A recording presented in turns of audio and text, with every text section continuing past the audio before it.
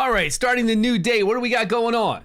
Yo, Scorch Pyre, good to see you, buddy. Chitty P in the house. What's going on today? We're going to try out Ardreth and do some unkillable comp. Well, it's not an unkillable comp. It's the comp where we get 200,000 K shields and we can go 250 rounds on the Vortex boss. And if we can do it there, can't we do that everywhere?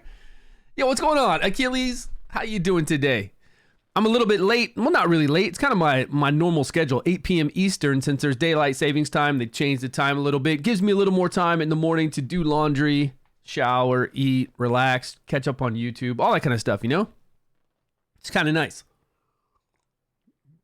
But normally I'd stream at 9 a.m. my time, but now it's 10 a.m. So a little hour later. Works out well. What do you guys got going on? Anything new happened in the last day since we streamed yesterday? I don't think so. Unless I saw some new teams. Somebody posted a few new teams in all of our teams to fight. I don't know how you guys are doing for the team. I don't know if you're going hard for Ardreth or not. I don't know how this happened, but 4 a.m. for you, man. It's late. I have no idea how this happened, but I waste a whole entire run, a whole entire team. I kind of wish they had a better failsafe for this. I don't know. I think I was watching some videos. I was trying to click to get out of this, but instead I clicked to save and I had 0 damage done, which obviously shouldn't save anyways. I feel like you do damage, you save it, and it just keeps your highest damage. There's no need to, like, why save? Just keep your highest damage. If I come in here and I do damage to this boss, right? Look at my guys. 0 damage to them, but all my guys are used. Like, obviously we can't use these heroes on other bosses, but if I wanted to go back and fight this boss again and get more damage, it should just save the higher damage or something. I don't know. Or I should be, I should pay more attention, you know? Sometimes it's a little bit laggy maybe, and I was clicking. I was like, okay, let me get out of here. Let me redo my formation and try it. And this is on my main account. This isn't on the test server. Let me redo my formation and something, I don't know. Can we even see the damage I did? Isn't there a place to go see my current damage? 2 days ago. Oh, am I crazy then? Did I do this week? I think I'm crazy. Am I on drugs? I did it this week, right? That's not saying last week. What is 2 days ago? Maybe I did this immediately upon reset because somebody asked me about it and I wanted to see if I get my 22 million again. You did it? You did it? I'm such a goofball, man. I was looking at this yesterday going, geez, how did I mess up with this? Because I was jumping in here. Just yesterday, I was jumping in here because somebody was talking about it on Discord. So I was coming back in here to see what was going on. And I was like 3 of 4, and then I looked at my team and I couldn't really tell. Like, I thought this might have been my last week's record, but it does say 2 days ago that this was achieved. So I guess this is what happened. So on my main account, pretty obtainable. You're having trouble getting my progress back? On what? I mean, all we've got is full, like, so for the first month, we're just leveling up our heroes, getting ready to do dungeons, doing dungeons then, and then we're just fighting these bosses for a whole month, and then we fight these bosses again for a whole month. I don't know, guys. I feel like they need to spruce it up a little bit, right? Give us some spice. Game, what's up, man? Definitely people talked about in content creator chat every season having kind of like a theme, a new artifact introduced just for that season. Not something that you need to go buy necessarily, but something you get over time. I don't know if a new artifact is a good example of that, but they were giving examples of other games that have seasons, and each season has a theme to it, so it's different, like largely different. So here, maybe there would be a theme to have a different kind of equipment or a different artifact that we save up and get. Again, it doesn't carry over to next season. It's just something that we use in addition to that season. Or, you know, that hand we have, that casting hand that we have during combat, they could have like different some of those for a season and then switch it to an art, something different, right? Did you save a little, Steve? I did. This morning I was messing around. I shaved too much. So this morning I got some bleach, some hair bleach, and I was going to put it in my beard and see what happens to the color, right? Just to make it, I really wanted to make it just blonde, but not bleach. but the bleach is too strong. It's the kind you put on your hair, not on your beard. And I couldn't handle the smell in my eyes and everything, so I immediately just washed it out of my face. And then I was like, oh, let me trim it up with a trimmer and see if I can make this short, make it more of a point, and then have the rest of it grow out. But then I started trimming. You know how it goes. Once you start trimming, you just kind of, it's time to just cut it all off. That's what I felt like. This is only 10 minutes ago. I felt like, so 10 minutes ago, I was like, man, I should just trim it all off. But I was like, no, I'll keep this because you want like a point. So this will grow back in the next week, and then it will look like more of a beard again. But it'll look like more of this kind of a beard. Instead of a round, it'll have more of a point. See what I'm saying? So we grow this out more first. What can you do? You start playing with your beard. I know. You start trimming and it just goes wild. And then by then you're just like, oh, well, I might as well just shave it all off.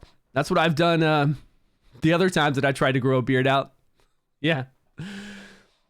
That's not going to fix the game. That won't fix the game. I think it'll make it at least more exciting for the seasons, don't you think?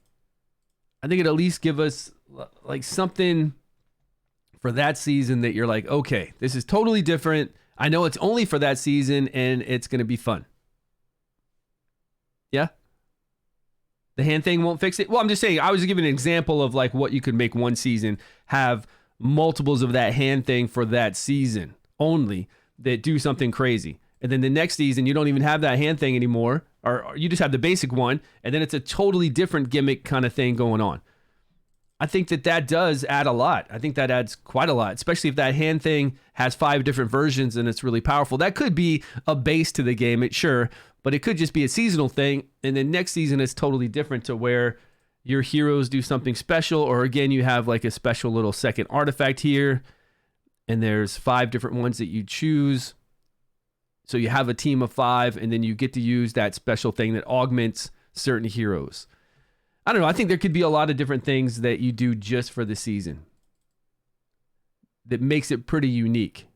Because I feel like we're not doing anything different. 6 weeks gameplay. Then do it all over again. It's not even 6 weeks, to be honest with you. Because this month we're just kind of focusing on these bosses, but then we fight these bosses again, so it's kind of like, I guess it's like 4 weeks of gameplay-ish. I don't know. I like doing the dungeons, which we all kind of beat through pretty easy. I like doing the weekly bosses, which are now extremely easy because they're only level 160 instead of 240.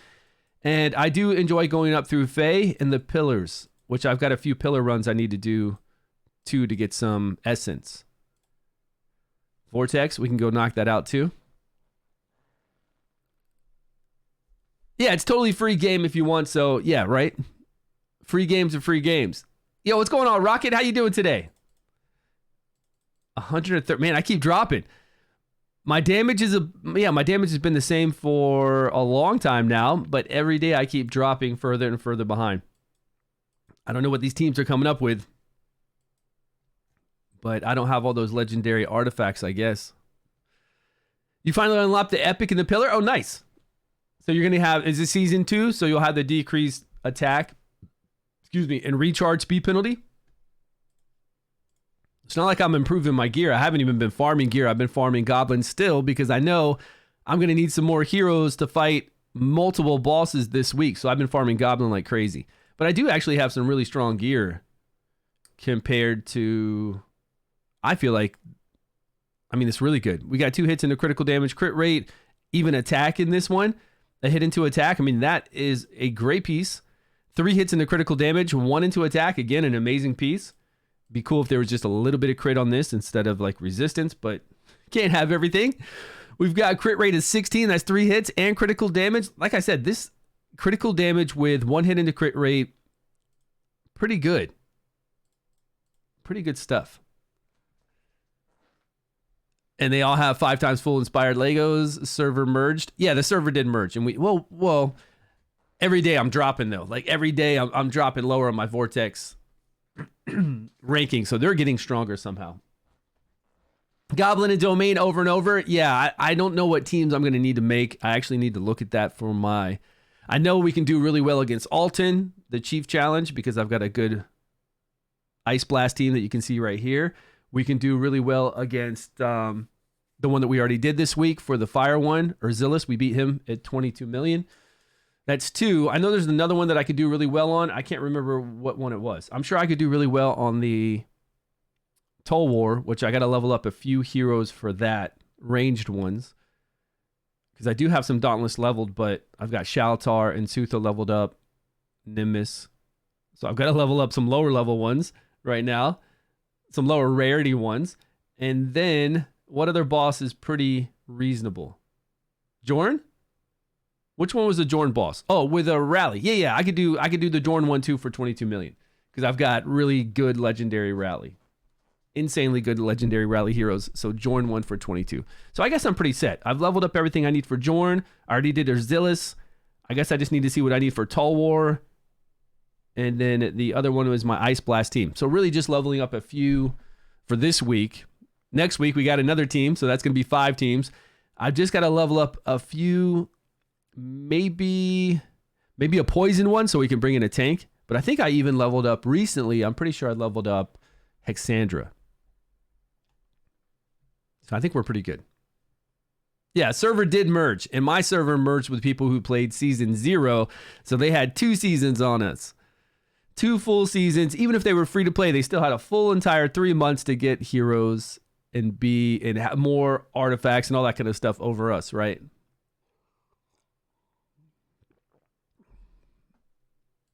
I'm sure this is going to be a cool, smooth 42 million. Should be about that much. Yeah, LeGame, what server are you on? Are you on a... You're not on our server. And I think you're... Did you say you're a week behind? Oh, you are with me. So you're doing everything the same time that I'm doing? And you merged in here, but you were on my server before? We were together on the previous server? Yeah, you're in this alliance, aren't you?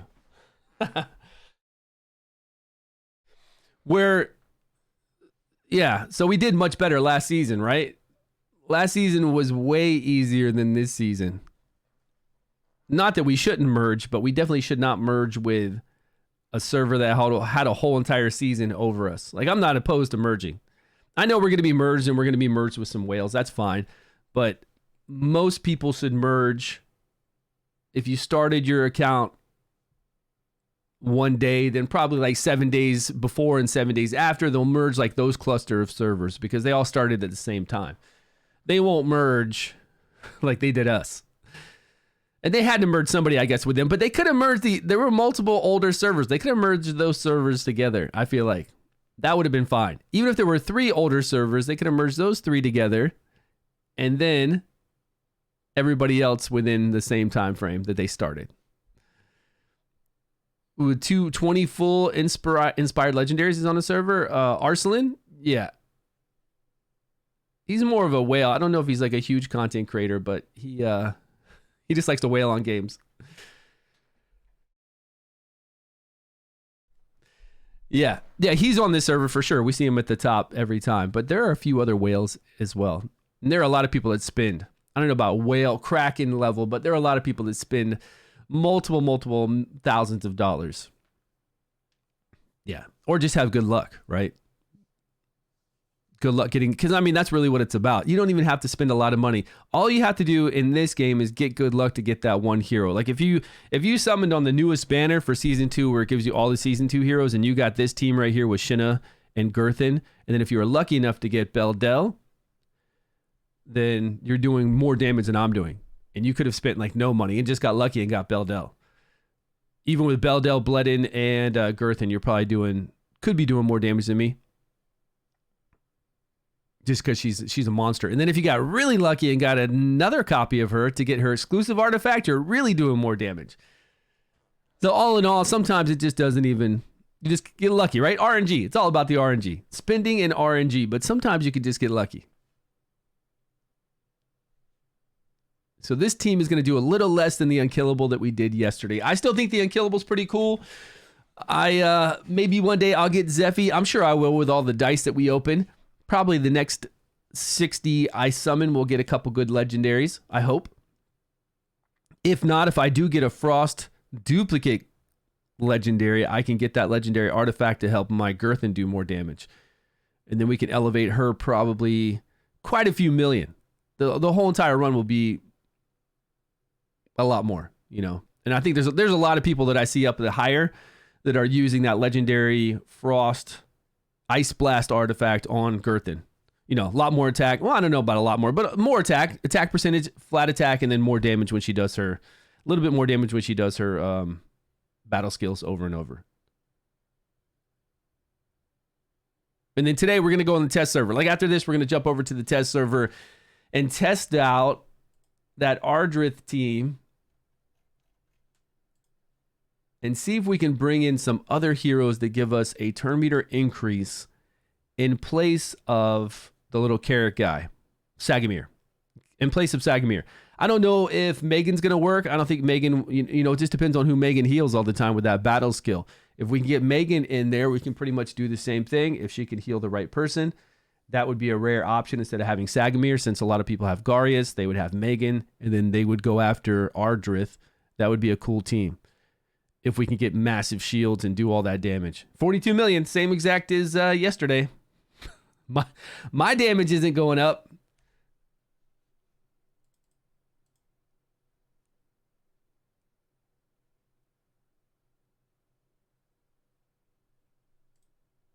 Save. Sagamir is the only one that can work. Oh, Hype, what's up, buddy? You tried the other ones? They don't work at all? Only Sagamir to hit the right target, right? His targeting is different than the others. To target the person that you placed in after him.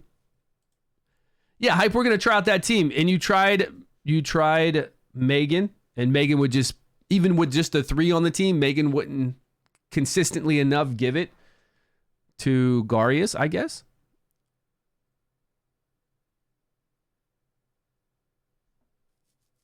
I don't even know who you're trying to get the turn meter to. If you're trying to get back around to doing the battle skill, what about using, wait, we're using Hourglass and stuff? We're using Hourglass as well to try to get back around to her doing her ultimate.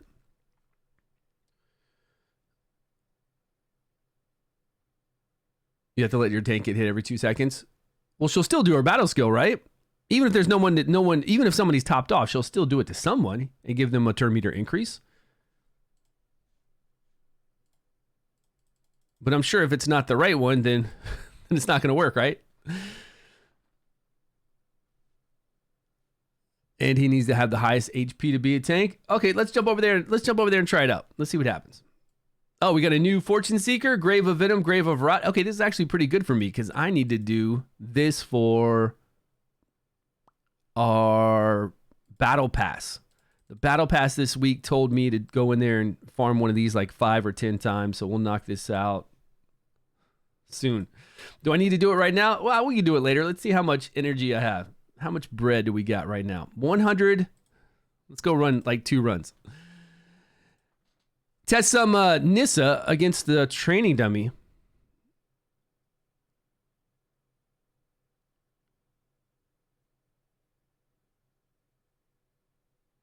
What do you mean, a geared in level 1? Nissa? Nissa? You talking about the legendary? Thunderbolt. What do you want to see with her? Yeah, what's up? Squizzle in the house. Squizzly. What do you want to see with her?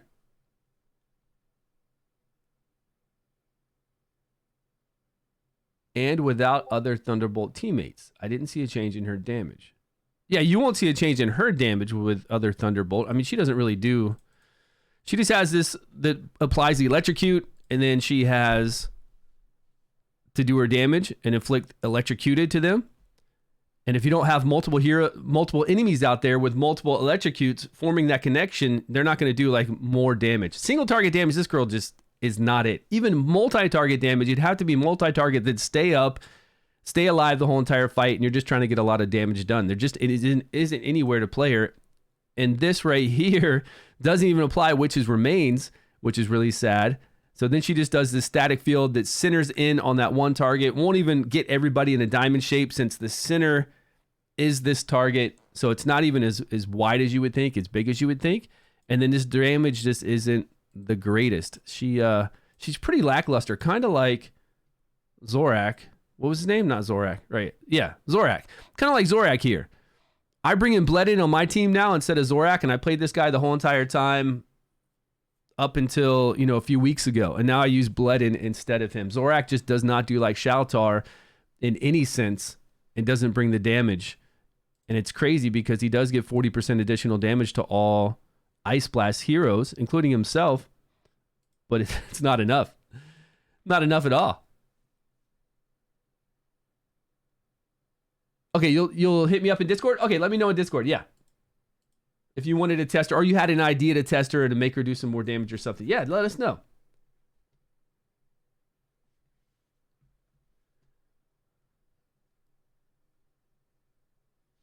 It would apply all electrocutes that are up, but it's still you would need, even at something like Goblin, it's not worth it. It wouldn't even be good damage. You wouldn't even do good runs. You need somebody like a Vortex boss along with 2 side minions that stay up the whole entire time. So say eventually, when we get to the in-game boss, you remember fighting the dragon in season 1, if you've ever been there, you've got 3 different targets. The dragon has the tail, the arm maybe, or whatever it was, and then the head.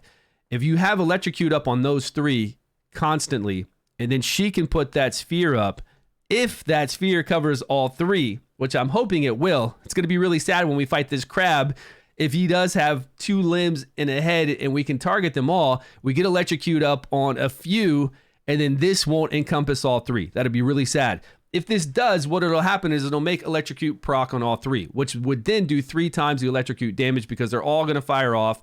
It's going to hit every 4 seconds, or this would make it just keep doing electrocute, right? A lot of derivative damage. If there are multiple targets that always stay up and that we always have electrocute up, I think she's going to shine. But having a legendary that shines on one boss that you fight for 4 or 5 days at the end of the season is really sad, because we don't have any bosses that are like that. We don't have any.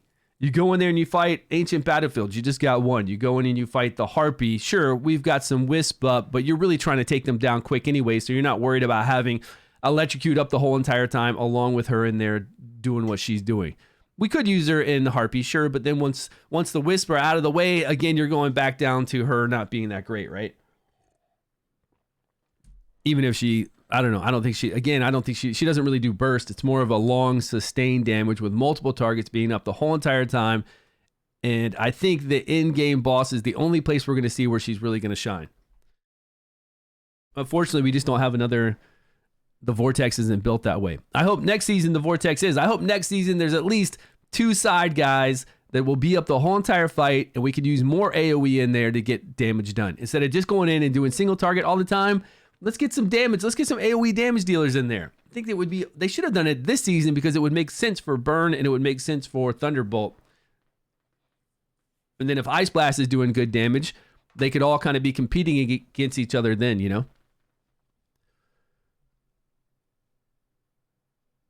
You've been watching The Unkillable? Nice. You put Zephy off 2 times. You pulled Zephy off of 2 times dice? Nice. Very, very nice.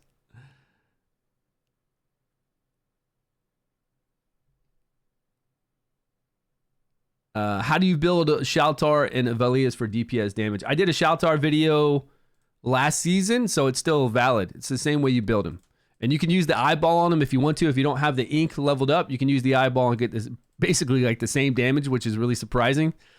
But if you go to my YouTube and you type in probably Shalar, let me see here. If you go to this little magnifying glass, I don't know if this pops up on mobile, but that magnifying glass, Shalar.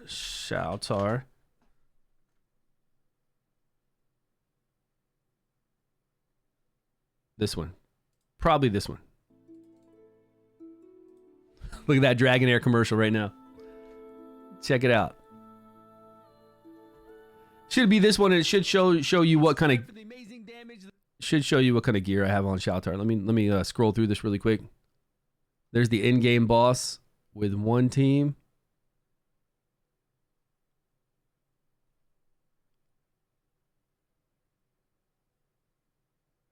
I mean, it looks like I'm going over each set of gear on each of the heroes. Oh, there's Shalar. Okay. So on this one, he's got the Platinum Knight set. You can see he's got Enlightenment on the chest piece, Enlightenment on the left side rune, attack on the right side, attack percentage on the gloves, and then as much Enlightenment substats as you can get anywhere else. And then you can use the eyeball or you can use this ink. Either one. Pretty easy. Just a lot of Enlightenment chest piece, Enlightenment here, and then where you can't get Enlightenment, do attack percentage on the gloves and flat attack on the right side rune. And then if you can get substats of Enlightenment or attack percentage or even flat attack, it's fine as well. Twin, what's happening? Be something weird why she doesn't work. Yeah, it would only make her good for that one run. It's not going to make her viable as a legendary. If you have a legendary only that's decent for one boss for 4 days, that doesn't make her worth putting scrolls into and leveling up, right? It was the platinum set. Yeah, it was. It was the platinum Knight set for last season. This season, you just use the set that they have here. I don't know which set does better. We'd have to do another Shalar video. I'm not sure because we didn't test just Shalar. We could do it over in the test server really quick. What am I looking for? Gear? I'm not sure if 32% additional damage, probably, it's almost like Platinum Knight set, is better than ignoring 20%. I would think that the 32% additional damage, a lot of times, 24% additional damage would do more than ignoring 20% defense.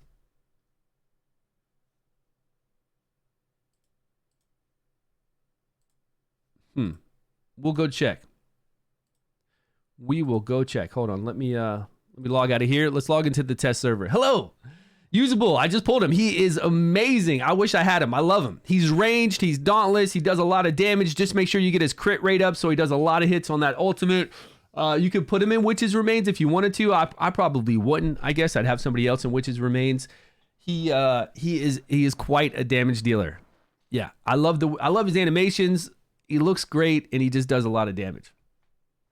Congrats. I've actually chased after him before in a banner in Season 1, and unfortunately, we didn't pull him. We didn't. I wanted him, believe me. I was going after him, but it just did not happen.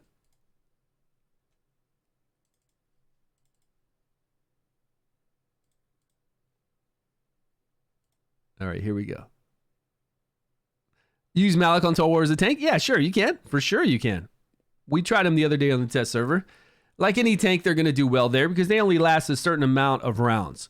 After that, they're just going to die. But he does work well there. And defense with Enlightenment is about the same from what I've seen out of the few runs you've done. About the same? Okay. And you might have some of the ignore defense sets since you're using the Inventor set on all your other DPS. Or you might just maybe you got a lot of good Inventor set and you just transfer that over as well. I think either one are going to do fine. He does remove taunt, but you want to remove the debuffs too. So when we played Malik, I just did full resistance, just like I normally would anybody in that spot. Even though he removes it, he's still getting debuffs, which means he's mitigating damage. 2% damage every time he gets a debuff up. So I just put Malik in high resistance, let him see what kind of healing he would do, the turn meter increase he would do. Yeah, and he's fine. But pretty much anybody will do well there as a tank, it seemed like.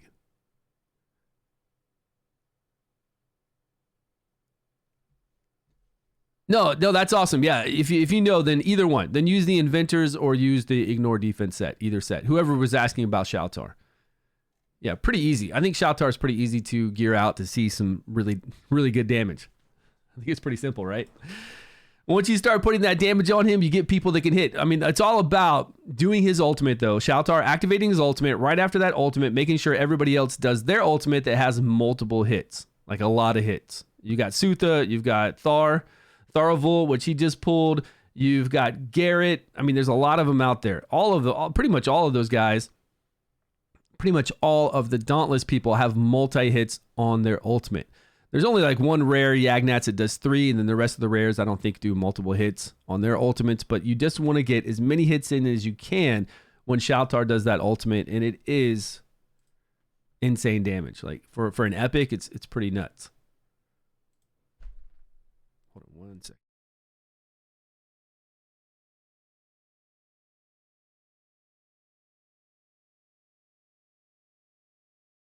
And honestly, I should probably be using, that's why this week I'm gone down so much. I should be using a Dauntless team on the Vortex boss this week.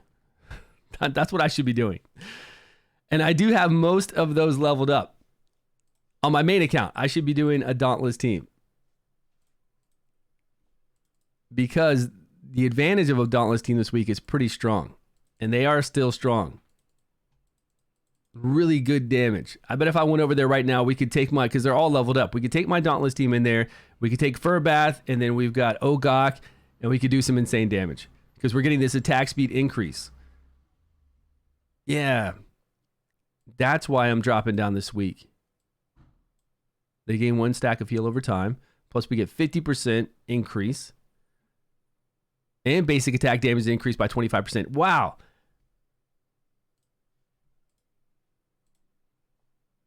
That's pretty wild. So don't use the Orc to apply decreased defense with witches? Yeah, you can. With Sutha? Yeah, you definitely can. I think I had Sutha doing that. I either had Sutha doing it or I had, what's his name? Nimbus doing it. Either one.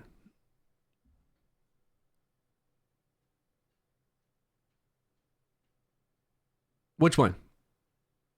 Who keeps it up almost all the time? Oh, Stagamuffin? Hold on 1 minute. Got a delivery. Stagamuffin's keeping it up all the time?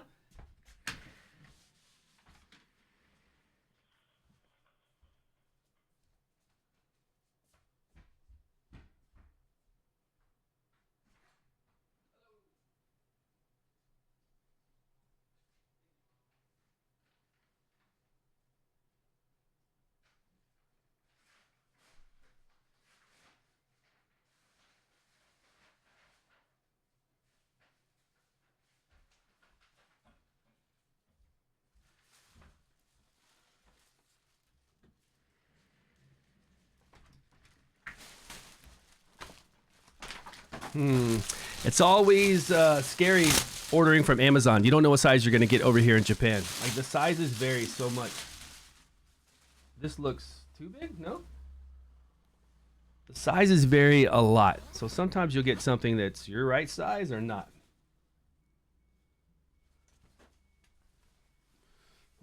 Let's see what this fleece... Oh, yeah, it's the right size. I think so. Oh, no. Can I zip it? I guess the arms are right. I don't know, this is kind of...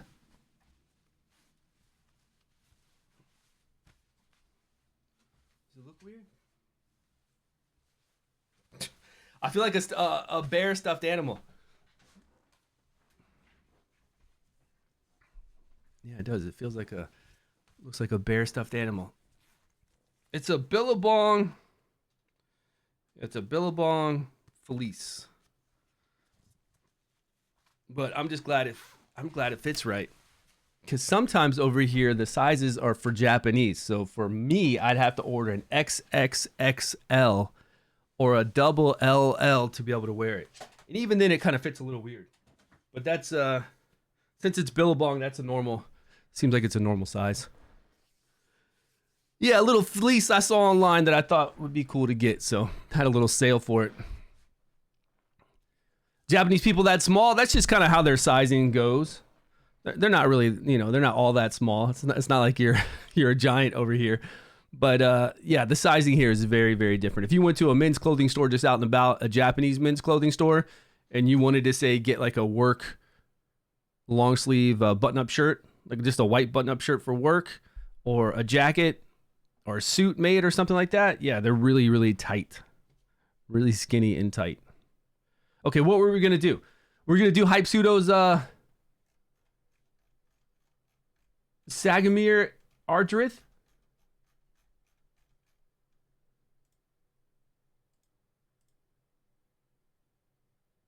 $25 seconds, 13.33, 21.5. We've got to I think Hype just came in here and he said something about having highest HP for one of these to see how we could make sure that Sagamir always pops over.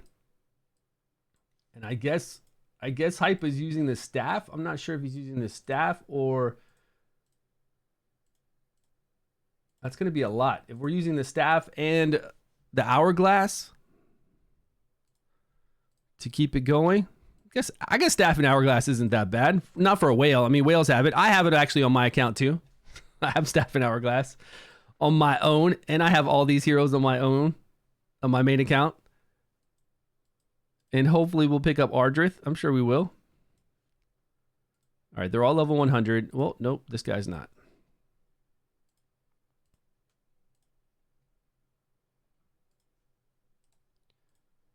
We don't need to scroll. I think mine is scroll, but we don't need to scroll him. He's still going to do this every 12 seconds.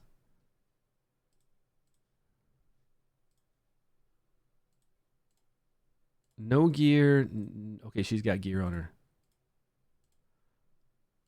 Well, we got to put gear on him just to at least get shields, right?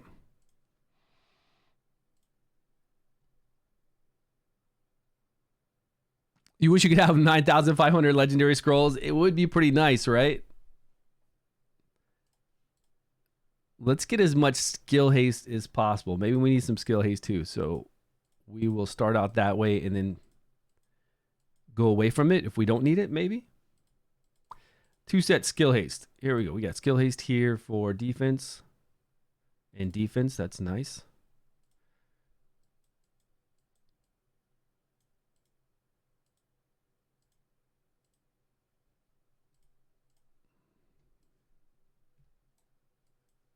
Oh, I can't hear any game sound. It's so quiet. I haven't heard any game sound this morning. Still no legendary artifacts for you? Oh, man. They really need to work out a way to get free-to-play or people with bad luck, not even free-to-play, people with bad luck, a legendary artifact. At least every season and a half. It doesn't have to be every season, but a season and a half would be what? 4.5 months? Every 4.5 months, getting somebody a legendary artifact, to have them go out there, do something, and save up some kind of resource to overtime get a legendary artifact is reasonable. Not even like too much or overpowered or anything. That is very, very reasonable. Inbringer, how you doing? Otherwise, yeah, people are not going to be, they're going to leave. Right? People are going to leave and be discouraged if you don't have a way for them to be able to get something that whales can get, even if it takes a long time. Maybe in arena you could have something that's like a those orbs that you get whenever you get a duplicate legendary. You could have something in arena, but then you need to have arena points carry over to the next season. Yeah, if they did do Erich every season, but I don't know if every season is too much to give somebody a legendary artifact. But you're right. If they did do Erich, you could either make your Erich stronger or you could get a legendary artifact, and that would solve all the problems. That would at least be a good fix to it really quick. You missed your Vortex? I see a lot of people playing Pal World. Doesn't look like my type of game. You go around and you build. You get kind of like Pokemon. You catch them all, but then you also build and forage and all that. Kind of like an MMO, but what are the other MMOs that came out that were like this? Not like Ark Survival Evolved. I guess it's kind of like Ark.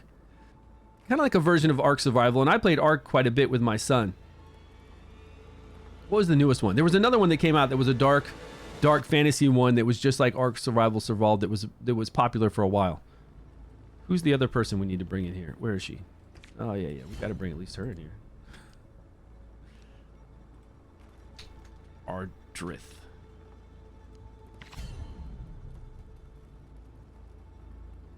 Yeah, I saw that they had an insane amount of sales. Just blew everything away, the amount of sales that game had right away. That's good. That's really good for them. All right, skill haste on our boy here for more.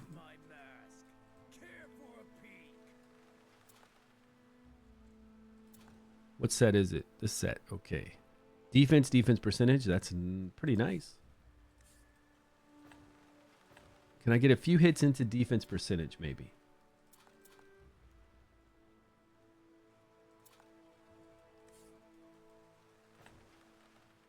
That's 2 hits.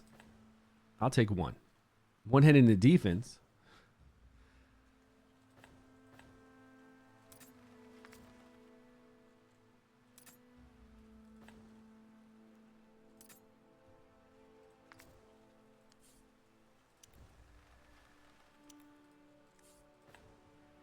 Wow. Did you see this piece? Main defense, and then we got 3 hits into defense percentage. That is pretty broken.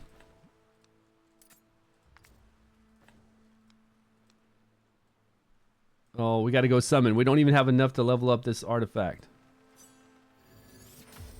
And we definitely need the staff. Boring. Guy said boring. Did you hear him? I was like, yeah, we need to go summon it. He's like, boring. Garius. What's up? No more sadness. How you doing? It's Vanny's passive damage. It doesn't have a tooltip. How good is Vanny's passive damage? I mean, her passive damage is good enough. Every 3 hits, we get to do that additional hit, right? Additional damage. Vanny pulls in some numbers, plus she kind of enables your whole entire team to be faster for Dauntless. Vanny does surprisingly well.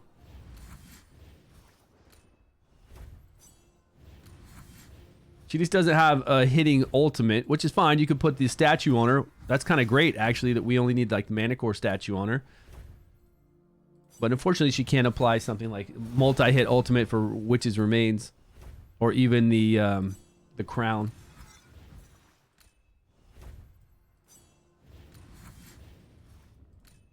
Tonal Nan.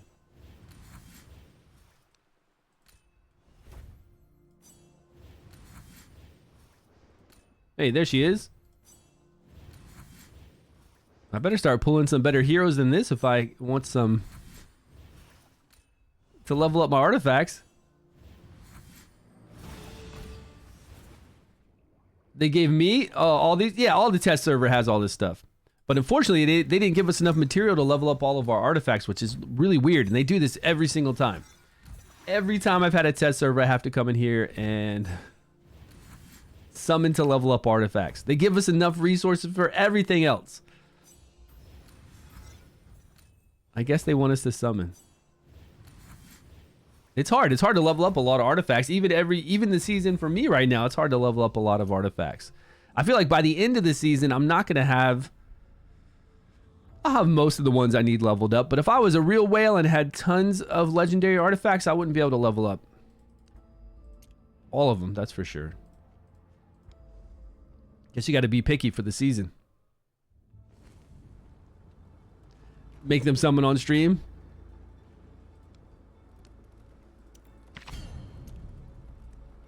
Okay, what? Oh, I didn't save? I didn't save it? Okay. Where is the staff? There we go.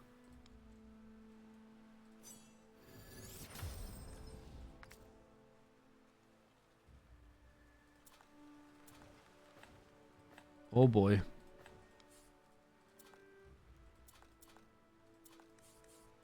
Total defense.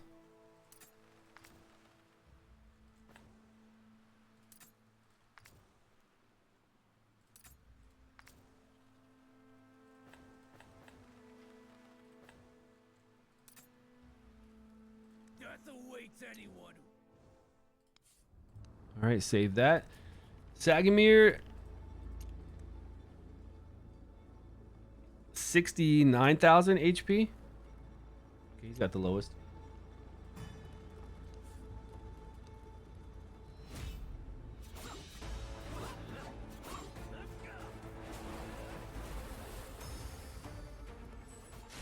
But are we trying to get it to Garius? I'm sure she's got to have Hourglass. What were the shields? Well, we got to get our defense up on Garius, and we got to get our defense. We got to get those stacks over time from Ardreth. Who's Sagamir giving this to now? What was the shield?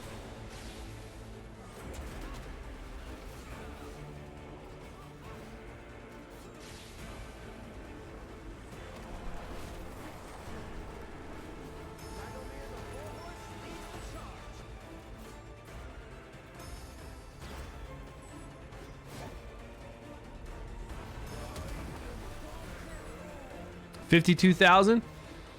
Garius, Alicia, Beldell, Garth. Yeah, I bet that's good damage. What are you getting?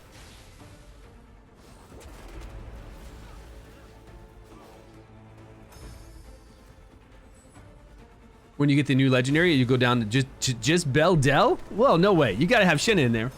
You gotta have Shinna in there to give her enough ice crystals to make sure she can keep doing her battle skill over and over. 55 million, nice. Yeah, Beldell does some crazy damage. Do we have... Okay, does Garius have the stacks from her on?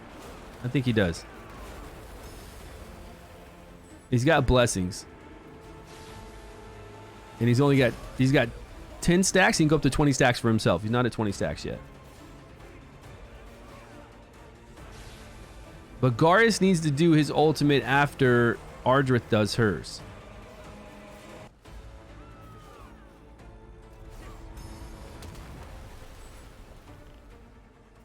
To increase the healing by 50%. I got to put them in sync with each other. 71,000.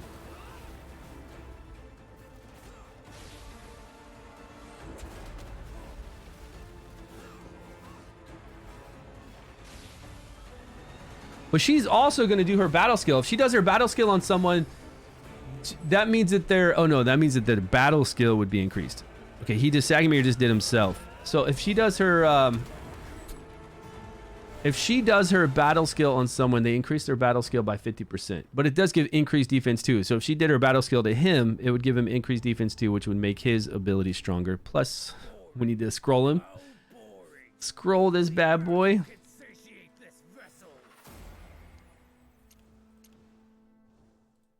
I have no idea what she's got on. Strength alone cannot eliminate all evil. Okay, short cooldown.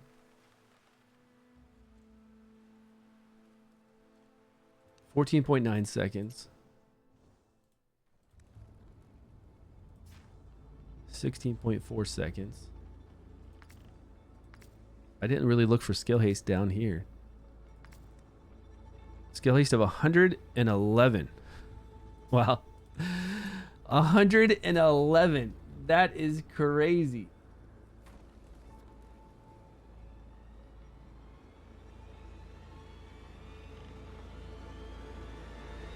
Okay, let's get this guy some accuracy. I'm where I am today because of my... He's got 2 hits. We can get Witch's Remains.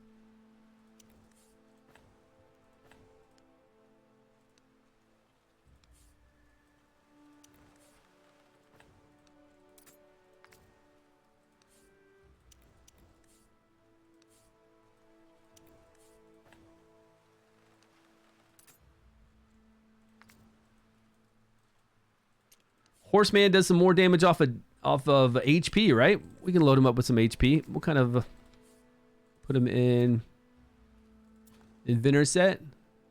Yeah, definitely keep Shinna with Beldell. Yeah, she's gonna do a lot. She does. It would have been really cool if I pulled her. Would have been really nice. Man, that's a lot of accuracy. Crit rate and accuracy. What do you got?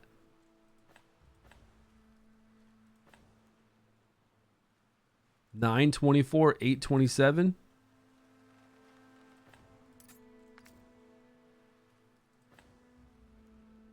Or yeah, Yagnats, you don't need that, bud. But what did I do here? HP. What am I doing? We need HP percentage.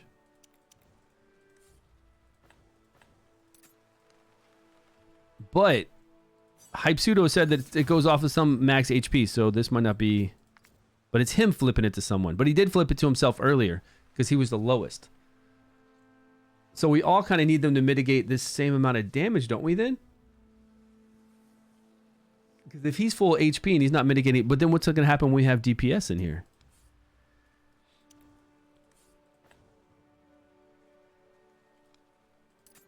His accuracy should be enough. Opportunity.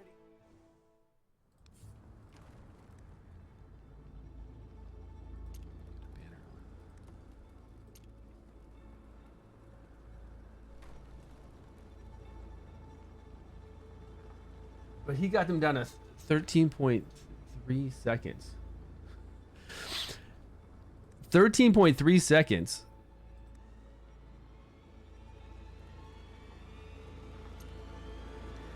I have no idea what Hype Pseudo's doing over here with these timings.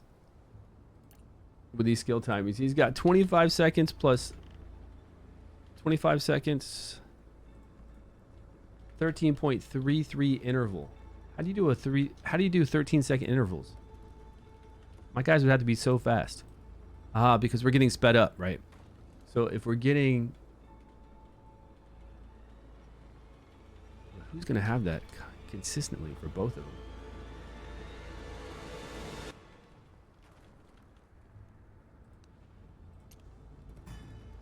Let me see what's happening here.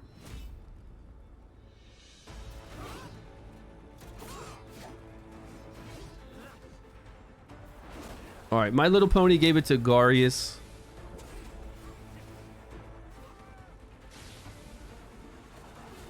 I think he just flips it to Garius again.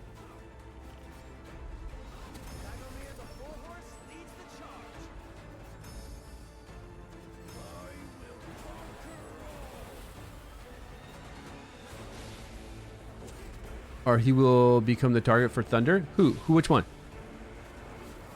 Who do we need? Who do we need to have the highest HP with? Who needs to be the Thunder target? Do we need Garius to be the Thunder target so he'll always get the increased defense from Ardreth? I think that would make sense, right? We want Garius, I think, to take damage. That way we'll get increased defense from Ardreth to make his heal stronger. Right now we're definitely, Garius keeps getting the, Garius for sure has been getting the carrot right now.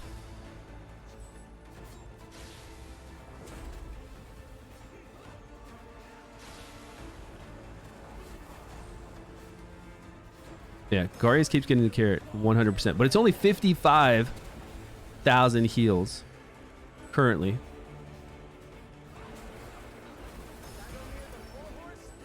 We've got the blessing from Ardreth. He's at 10 stacks, not 20 stacks. But I was getting, like, just on the Harpy, I was getting 80,000 shields. Okay, there's 85,000 shields now. What's his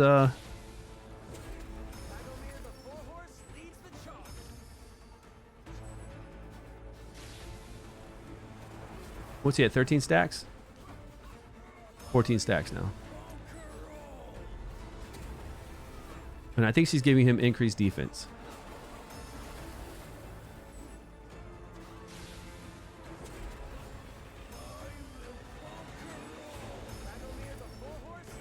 She has defense 2, right? Defense 2. Defense 2 is going to Sagamir right now.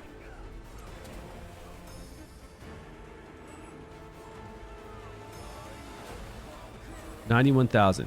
I feel like we definitely need that defense 2 going to, which would mean we would need Garius being the one hit by lightning, right? Did you guys see this play out? I didn't actually see it play out. But if I want her to do her battle skill to Garius, I need to have him being hit. I would assume for her to do the heal and apply it to him because she's applying it to Sagamir the whole entire time. Okay, let's see. Let's see what this heal's for right now, and then we'll change it. 63.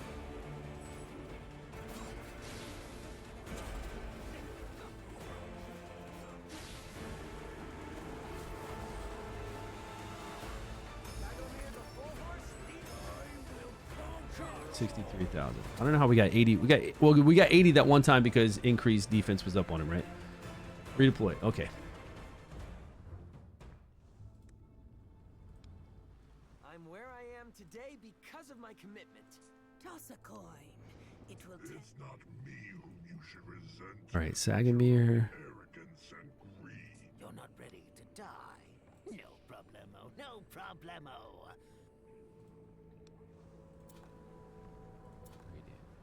Strength alone cannot eliminate all.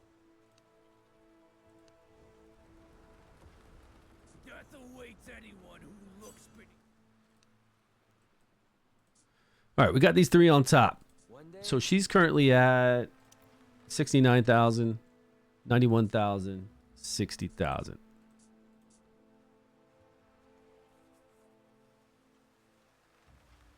So we need to make him the highest HP. Can I see the damage meter? What's up? Yeah, we weren't doing damage yet. We are just trying to see if we can get some big shields and how long we could last. Somebody said that they were at 200,000 shields. I wasn't seeing 200,000 shields yet, but I need to increase defense on him quite a bit. But if I have to make him the highest HP person, that means we would sacrifice a little bit of defense. If I go down here for like one of these runes to get HP on them.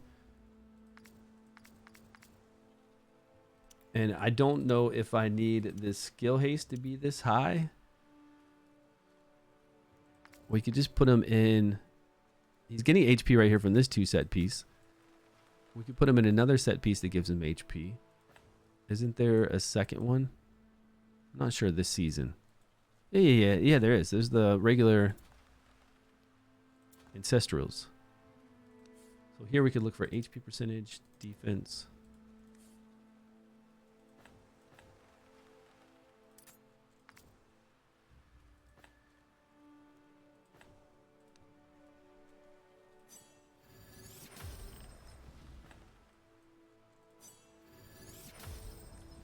Okay. Can I get a little HP here? There we go. That's at least one spread across. I'll take it. 74,000. I guess it didn't take that much to get him some more HP.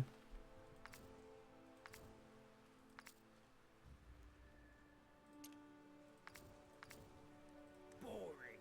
74,000. The reason why Sagamir is so high is Zorak or Beldel with Shinna and Bledin. I would go with Bledin, Beldel and Shinna over Zorak. I played Zorak. You can do either one, but Beldel does perform a little bit. Bledin does perform a little bit better. Plus, he helps enable everybody else with Shinna. But I'm telling you, Bledin does better than Zorak. No matter how, even with Zorak with a legendary artifact. I had this legendary artifact on him. I'm where I am today because of On my main account, this legendary artifact fully maxed out, so it's giving him more attack percentage. Plus, he's furthest back, so he's getting more damage with derivative damage here. And then I've played him with the eyeball before. I've put the derivative damage set on him. I had enlightenment, attack percentage, attack, a lot of substats for all that kind of stuff. And he just does not perform well. And then I go in there with Bledin, and since we can do Bledin so easily, because he gets 20% additional crit rate on his abilities, he gives himself 20% additional attack. Bledin was just doing better. What's going on? He's a tank. What's happening?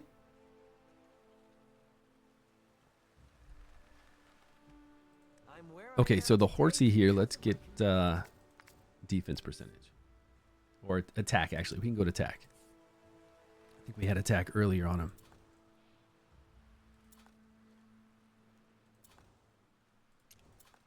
Doesn't matter what set. Give me attack with crit rate, critical damage, or crit rate and accuracy.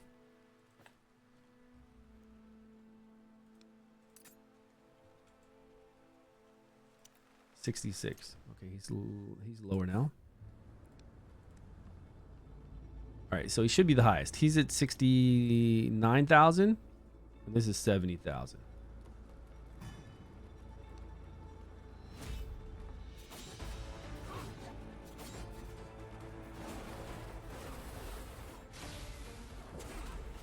Okay, he's taking the lightning. He gives 20% ultimate. What's going on? Dragonheir the full horse leads the charge. Instead of the bloom, is the Abyss artifact better on Beldel? What is the Abyss artifact? Running Abyss over Bloom. Is the Abyss one that gives you the crit rate, the attack, and then also critical damage per target out there?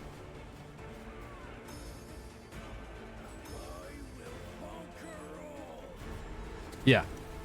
I don't know which one does more. I haven't tested both of those artifacts out to see who does more. They use it over the Bloom, which gives you attack percentage, and then 25% additional damage the next time she does one of her battle skills, I think. That legendary. We could try it. We could try it here and see. But whatever you can see the top people using, if there are multiple top people using that artifact, then yeah, I would go with that artifact. More than likely, I would go with that artifact.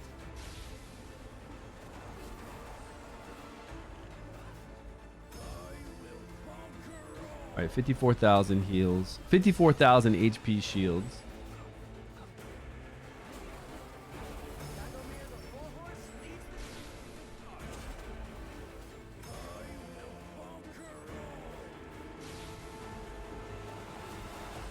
He's at 11 stacks. He's going to get increased defense when he heals one time.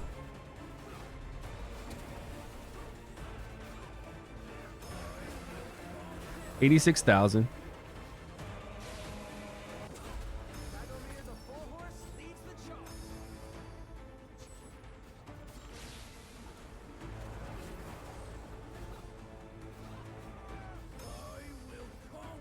$89,000. He's almost at max defense stacks himself. He's at 16 of 20, 17 now of 20. 91,000. Did he have increased defense up yet?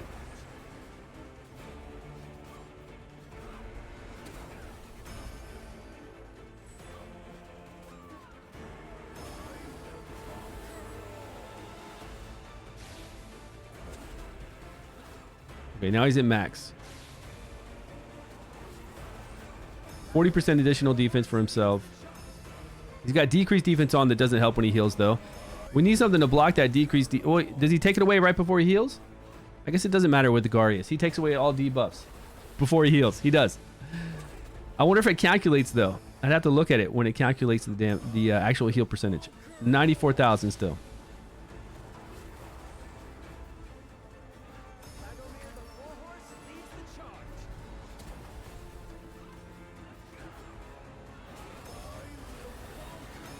I don't think it does. I think it lowers it. It says 62,000 then.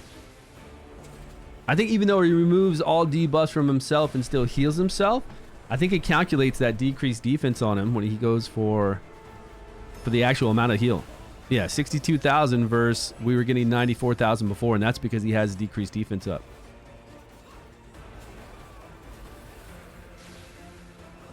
I think he's doing that every... It's time to do it? No, there we go. No, 62,000 still. Maybe not.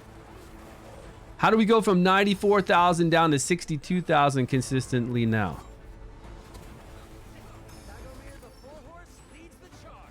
It was weird like this when I was doing it in Fae as well. It was like I would get like a 88,000 heal, and then sometimes I would get lower, like much lower.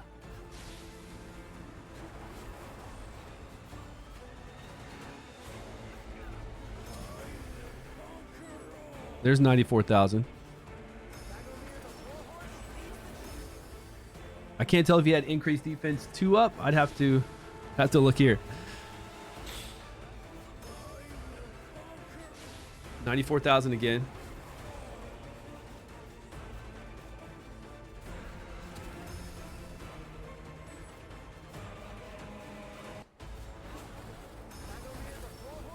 That was weird. That HP shield that we just had up kind of fell off a minute ago.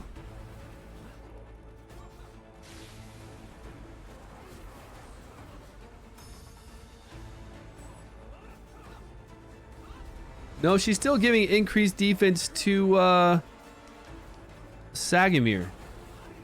It looks like. There it is. 60% additional defense is going to Sagamir.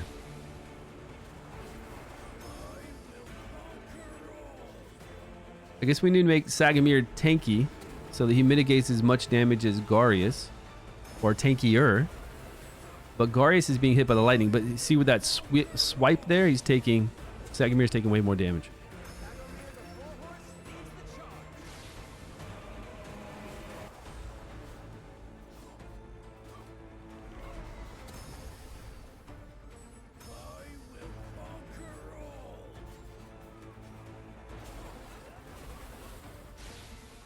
There it is again, defense.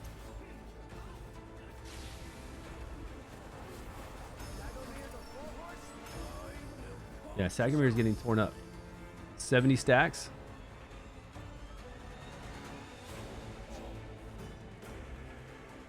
Okay, let me see. So if Sagamir doesn't have Witch's Remains, what does he got down here? He's got defense, accuracy. If we weren't worried about... Okay, I don't know. We have this damage set on him. We could negate 15% damage, but then he'd take 15% of damage of everyone else that's being hit with Ancestral Protection.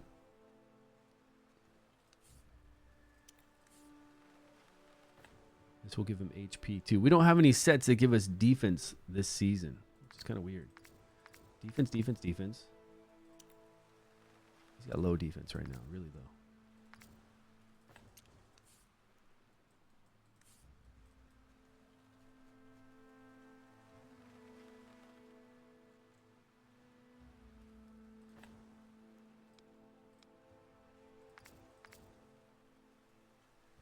$64,000.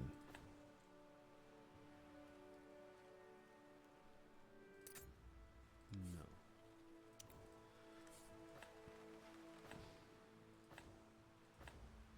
Defense, flat defense, no HP. Defense, too much HP. Too much HP.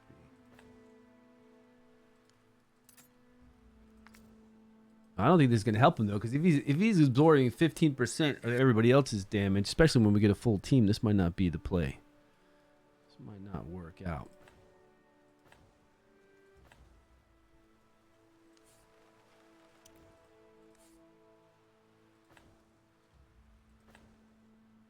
Stop trying to give me HP.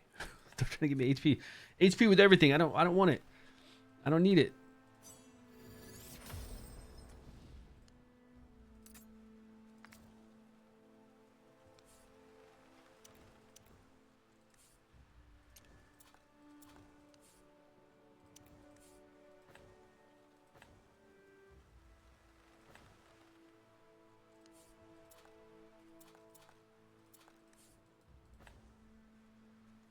One hit, enlightenment, crit, defense. Okay. Is that really the strongest one I have? No.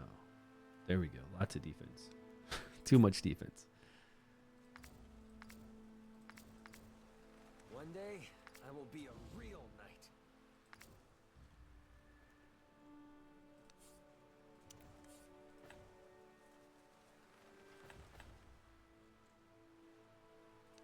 Okay, he's not going to put up decreased attack, though. We would want the decreased attack, right? Wouldn't we want decreased attack up? We'd want him to have enough accuracy, but if we got to mitigate enough damage...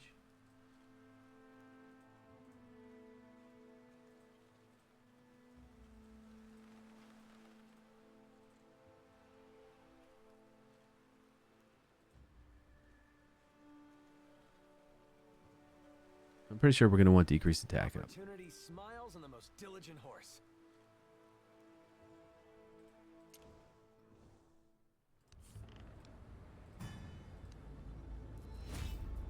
Let's see if we can get Garius the shield first.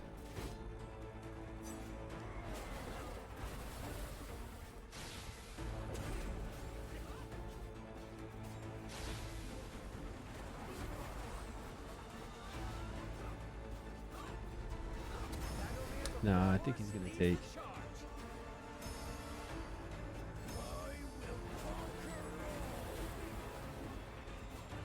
Okay, now she's casting it on herself. It looks like.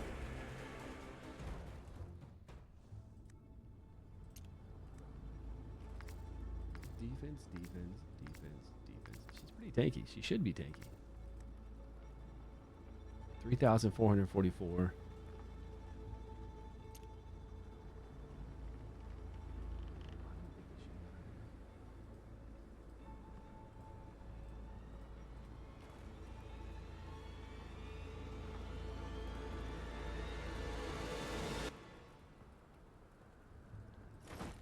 Shouldn't matter where we had them placed, right?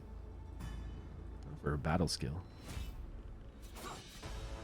Are we getting her defense buff too? Not Garius' defense buff? Yeah, I don't know why they give us the lower one. Okay, yes, please. Give us the higher one. Why do you keep giving me the lower one? Higher one, and I definitely want to go back to getting this guy diligent horse.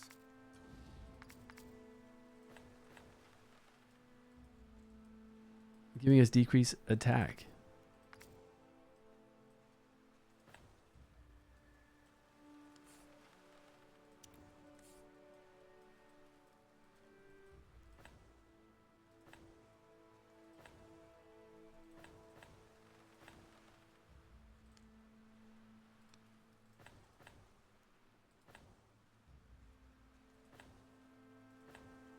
What was that other one?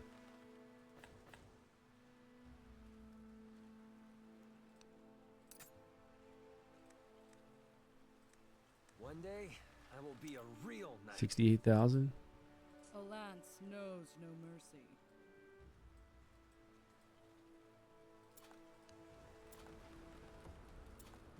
Death awaits anyone.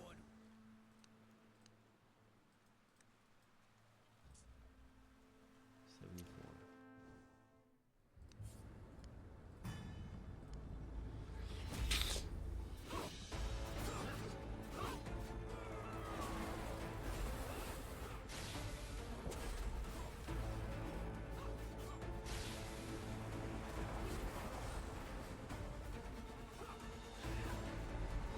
Dragonheir the full horse leads the charge.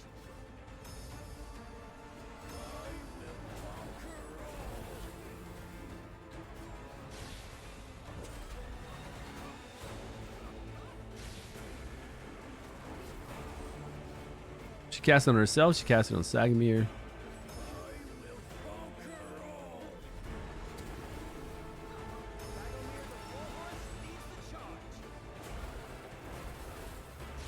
Sagamir again. We definitely need decrease attack though.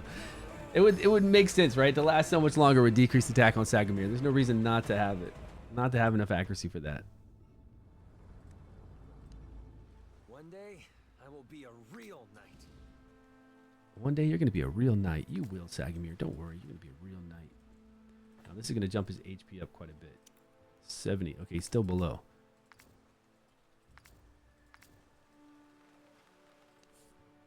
Accuracy.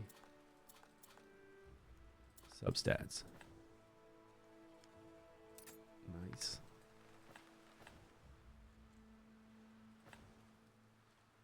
$27, $26. Is from his own skill on herself. Is it? Oh yeah, it's from his battle skill. Today, I will be a real knight.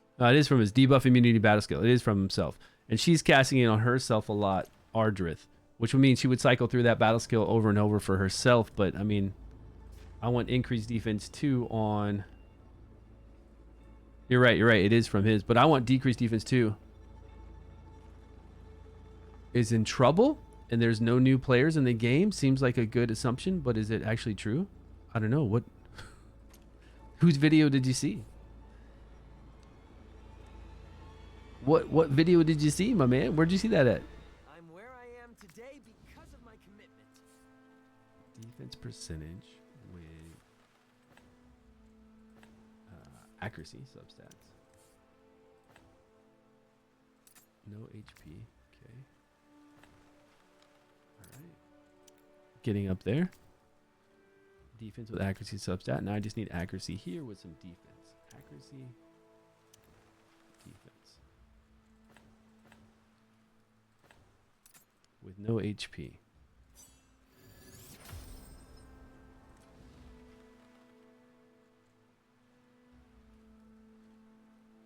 $387. Opportunity smiles and Okay. 30%. Go. Bug reports back in season 1 were the skills of the target based on who has the lowest HP percentage. The first develop the lowest HP percentage. Right. She should go to lowest. I mean, it's healing, so she should do the lowest HP percentage, no doubt. That's why we have Garius being hit by the lightning.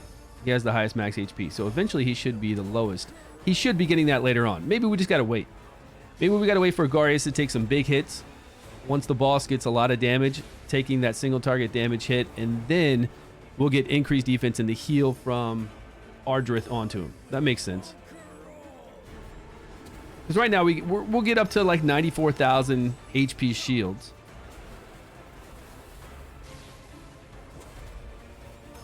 Oh, well, Sagamir's got the highest HP right now. Somehow we just gave Sagamir the highest HP for some reason. I think the Witch's Remains threw him over. 77, yeah, 77. 74. No HP there, no HP here. This 2-set piece, maybe we'll have to get rid of this because it's 15% additional HP. This is giving him HP, we can get rid of that. You're trying to get accuracy is the problem, right? Trying to get defense percentage with accuracy. And that was the only piece. That was the only piece. So now we're doing defense percentage accuracy. There's a little bit of HP. There's a lot of HP on that one.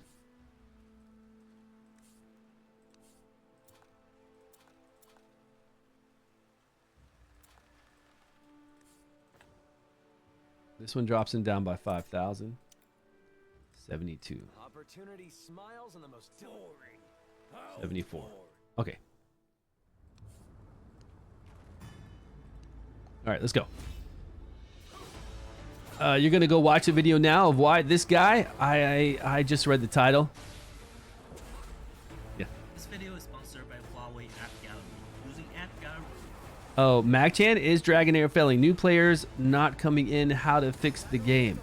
This is 18 hours ago for Magchan. How to fix the game. 2 months boring Goblin every day. They just need to start with Goblin season. Okay, we'll watch it together. Let's run this run and we can watch it together. But the season game. Let's run this run and then we'll watch it together and we'll read these comments. Hold on 1 minute. Let's run this full run until they die and see what happens.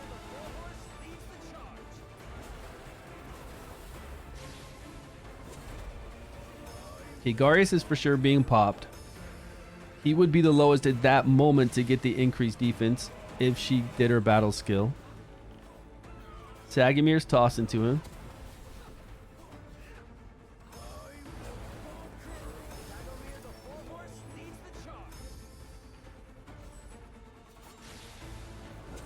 But you guys said that hype got up to 240 stacks? Over here of total damage stacks, 240.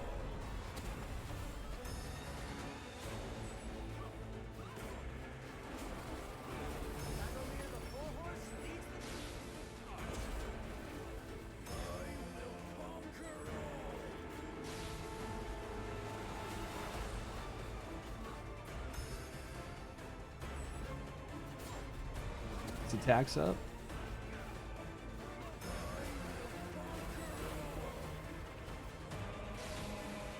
Are we trying to get up decreased attack before the boss drops down on?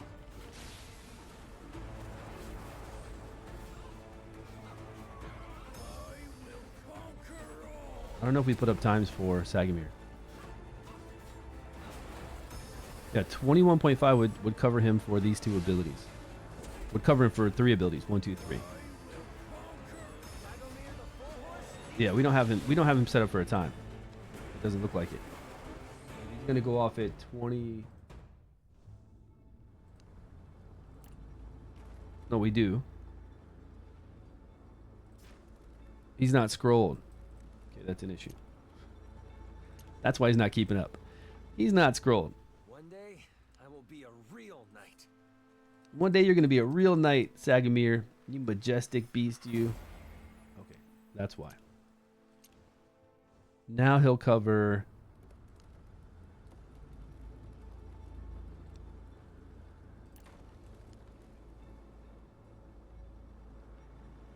He'll cover this ability, all 3. He'll cover these 3 abilities with decreased attack. Okay, here we go. All right, Sag, show me, buddy.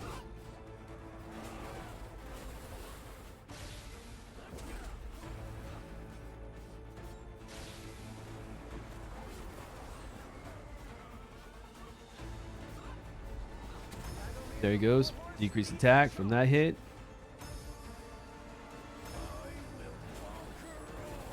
This hit. And that hit. Okay. Now we'll hold our shields much longer.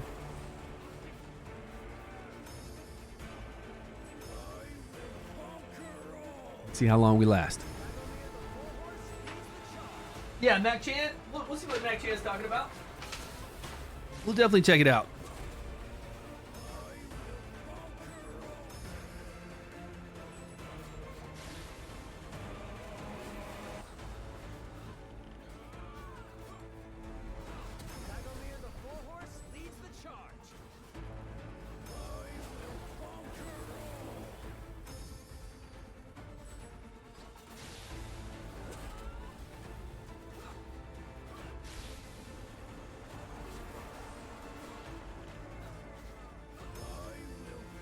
It is funny seeing Sagamir throw him a carrot all the time, though.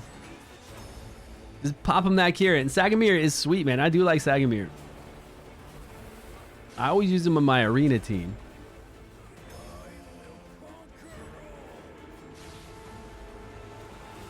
I don't even know if I have him. I'm sure I've got him leveled up on my main account. I mean, in arena, we don't have to worry about it, but I think I have him leveled on my main account. Yeah, I do. I think we were using him against Jorn, maybe it was. Has the boss face always been that bright? It could be the test server because it doesn't look correct, right? It doesn't look appropriate. It's way too bright. I think it's a test server thing. You'd rather see detail in the face than a bright light. That doesn't look right.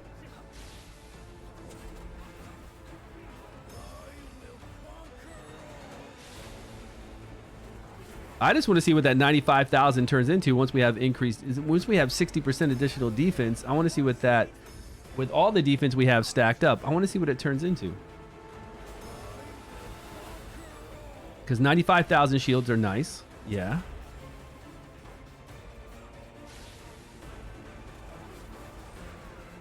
Definitely nice.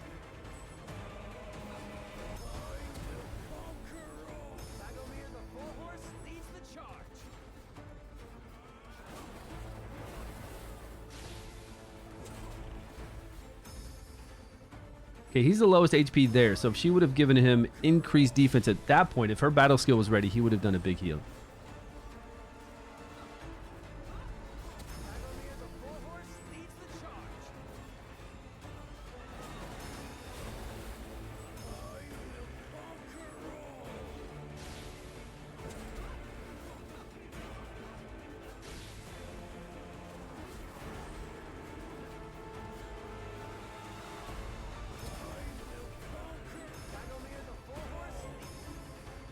Yeah, we gotta wait at least a couple more minutes. For sure, we've got to wait till we get up to about 70 stacks like we were before and see what happens. And then if we add in what? If we add in Shinna and Girth?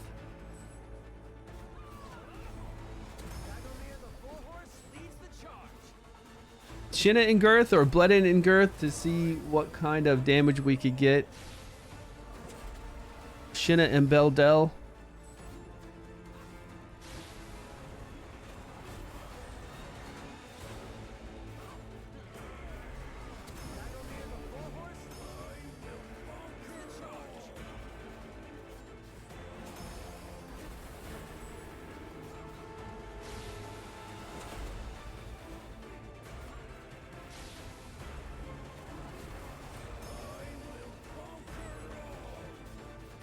Okay, still 95,000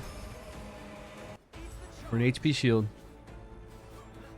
Pretty nice, but I think we're gonna need a stronger one once it gets ramped up. But if you had this team right now and you had Shinna and a Girth, I'm pretty sure you would do fine. You do some serious damage because we're already at 50 stacks.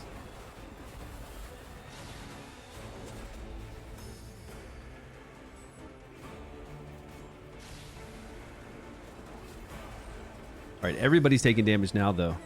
And they're taking more damage. Now the carrot just went to Sagamir. He just threw it to himself.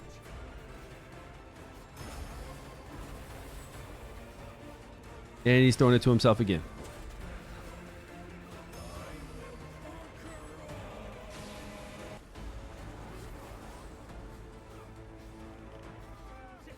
Okay, went back to Garius there. Dragonheir the full horse leads the charge.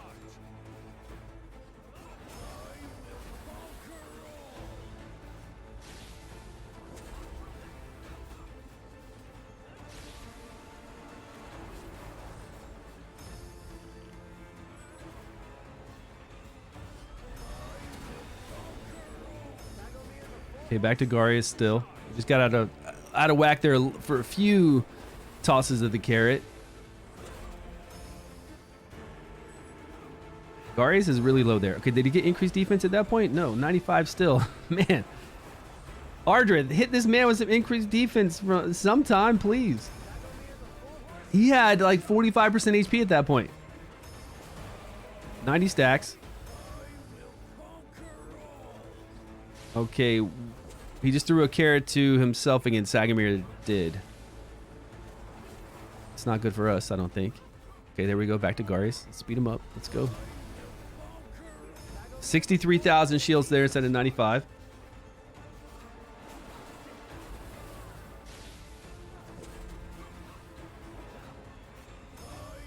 Man, if Ardreth would give this man increased defense. I haven't seen her do it one time to him.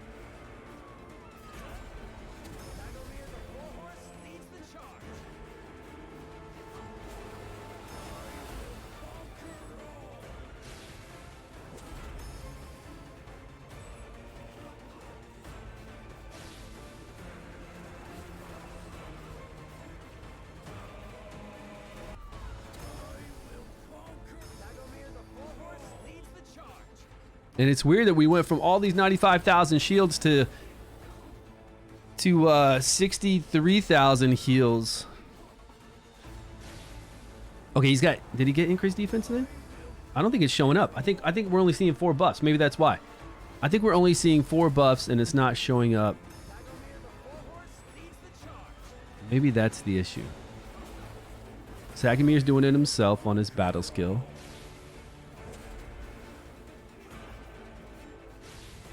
And she's doing it to herself on her battle skill. Which is odd. How do we get her to give it to Garius? It's a heal, so it's got to go to him when he gets low. I mean, it just has to. There's no way she's going to put it on herself if he has lower HP than her. It's not how heals work. It's a single target heal. Well, now everybody's really low.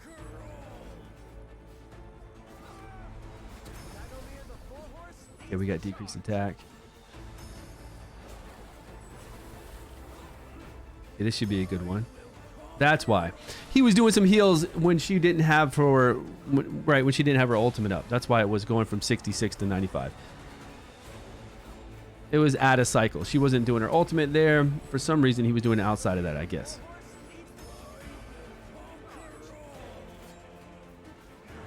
I mean, this is pretty crazy. 180 stacks is still over an unkillable team. You got to take that into account. This is over. Oh, whoa, he's going to die right there. Is he going to die? Ah, he died. 180 stacks is still a couple rounds over an unkillable. Maybe only like 210. There's 210.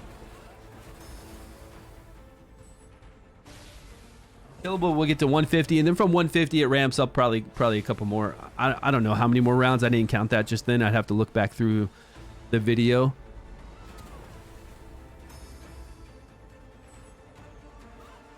Oh, does it? Thanks, OP Gamer. I just shaved it today, so it's a little bit weird. We got to let the rest grow out. Like right before I got on stream, I was going to dye it blonde just to see if I could see what it would look like to test my beard out blonde. But the chemicals were too strong. I couldn't breathe. So I immediately just like cleaned it all off my face. And I then started getting the trimmer and started shaving around everywhere. So it's a little too much. I shaved, but I didn't want to shave here because I want the chin to grow out longer than the rest. So in like a week, this will fill in back darker, and then the chin will be that way. I can make it more of a V instead of round, more of a point. Yeah. But I eventually got to shave it, man. My wife, I don't know how much longer my wife can take it. Okay, so not bad. I mean, that's a lot of rounds. Somebody was telling me that they were seeing 200,000 shields, but I don't see 200,000 shields happening unless I can get this lady to drop me an increased defense. Now let me just see what he would be like with increased defense. I want to know how much it would go up to if we just had a consistent increased defense. Who do we have? Somebody like her? My faith is all for the Dragon Queen. Devoting my life to the Dragon Queen is truly an honor. I mean, there's Gillian too. Gillian will give us increased defense as well, right? And she's radiant, but that's another legendary. So let's put her in. But it's a legendary that would go with a 5-team bonus too, so it works out pretty cool. All I want to do is see how much the heal is. That's it. Anything. Just give me a set that I can put on that nobody's wearing. Yeah, all right, whatever.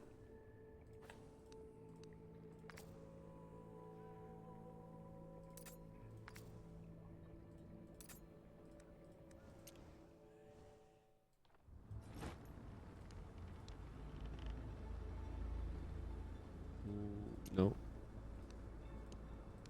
Oh, I can only say 15 here? All right. Okay.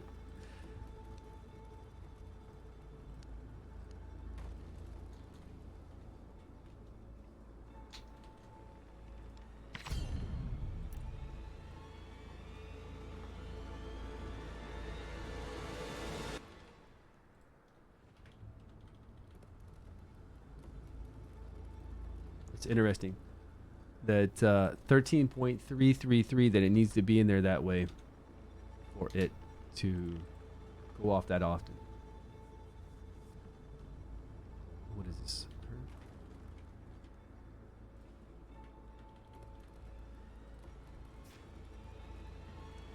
Is it 23 seconds cooldown for this one? 24 almost?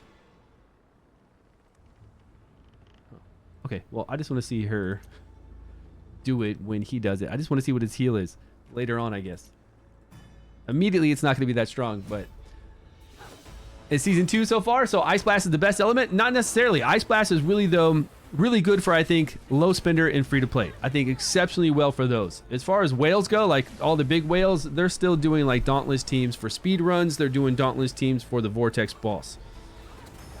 But for people that are free to play or a low spender, Ice Blast is exceptionally strong to do well on the Vortex boss and to do well going through dungeons just to do damage. Like say you're playing the Harpy and you've got your healer, your tanks, and you just want like a single target damage dealer like Bledin in there to do some range damage, they're really good.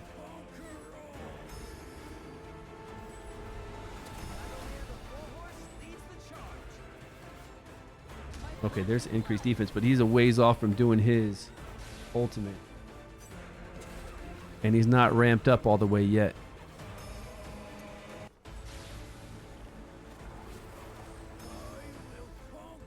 $118,000. So those were bigger. Definitely bigger. 118,000 is nice.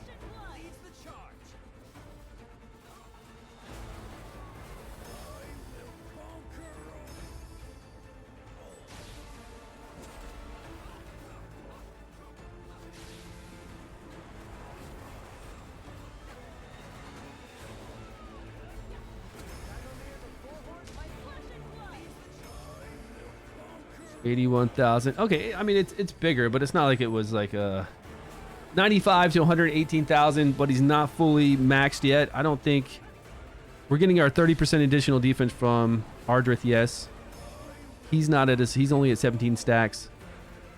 Let's hold her.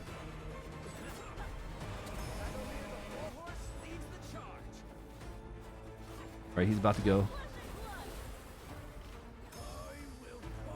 84,000. I don't know. It's so weird how it just varies sometimes. Oh, because that's right. She didn't have her ultimate up.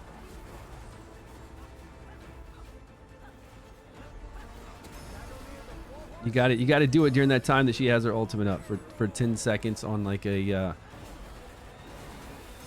16-second cooldown.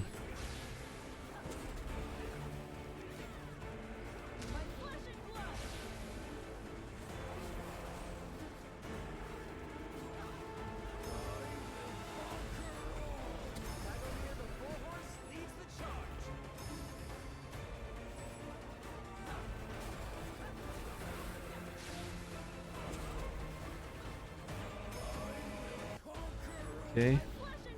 95k is standard for the gear we have on him, for the defense increase we have on him. 95k, as long as he goes during Ardreth's ultimate, we'll get 95k. But here, if she can get this increased defense right now, 86. Ardreth didn't go off yet. Damn it. Cypherus, hold your increased defense.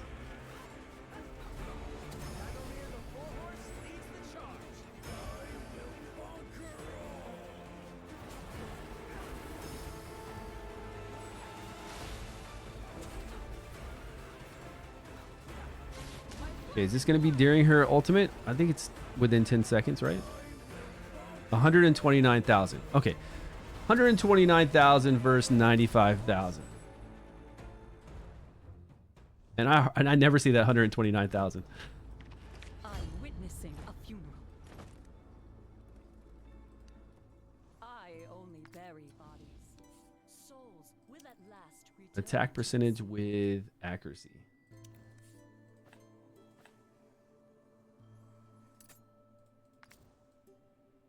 Now, he's already got Witch's Remains on him.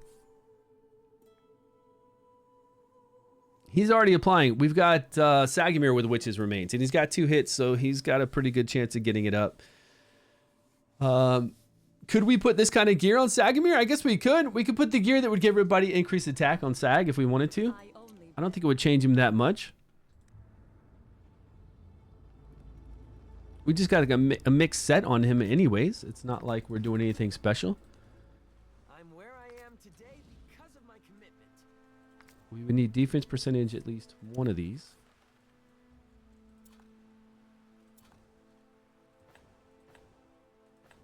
Which they're already kind of rocking a lot of... Where's attack?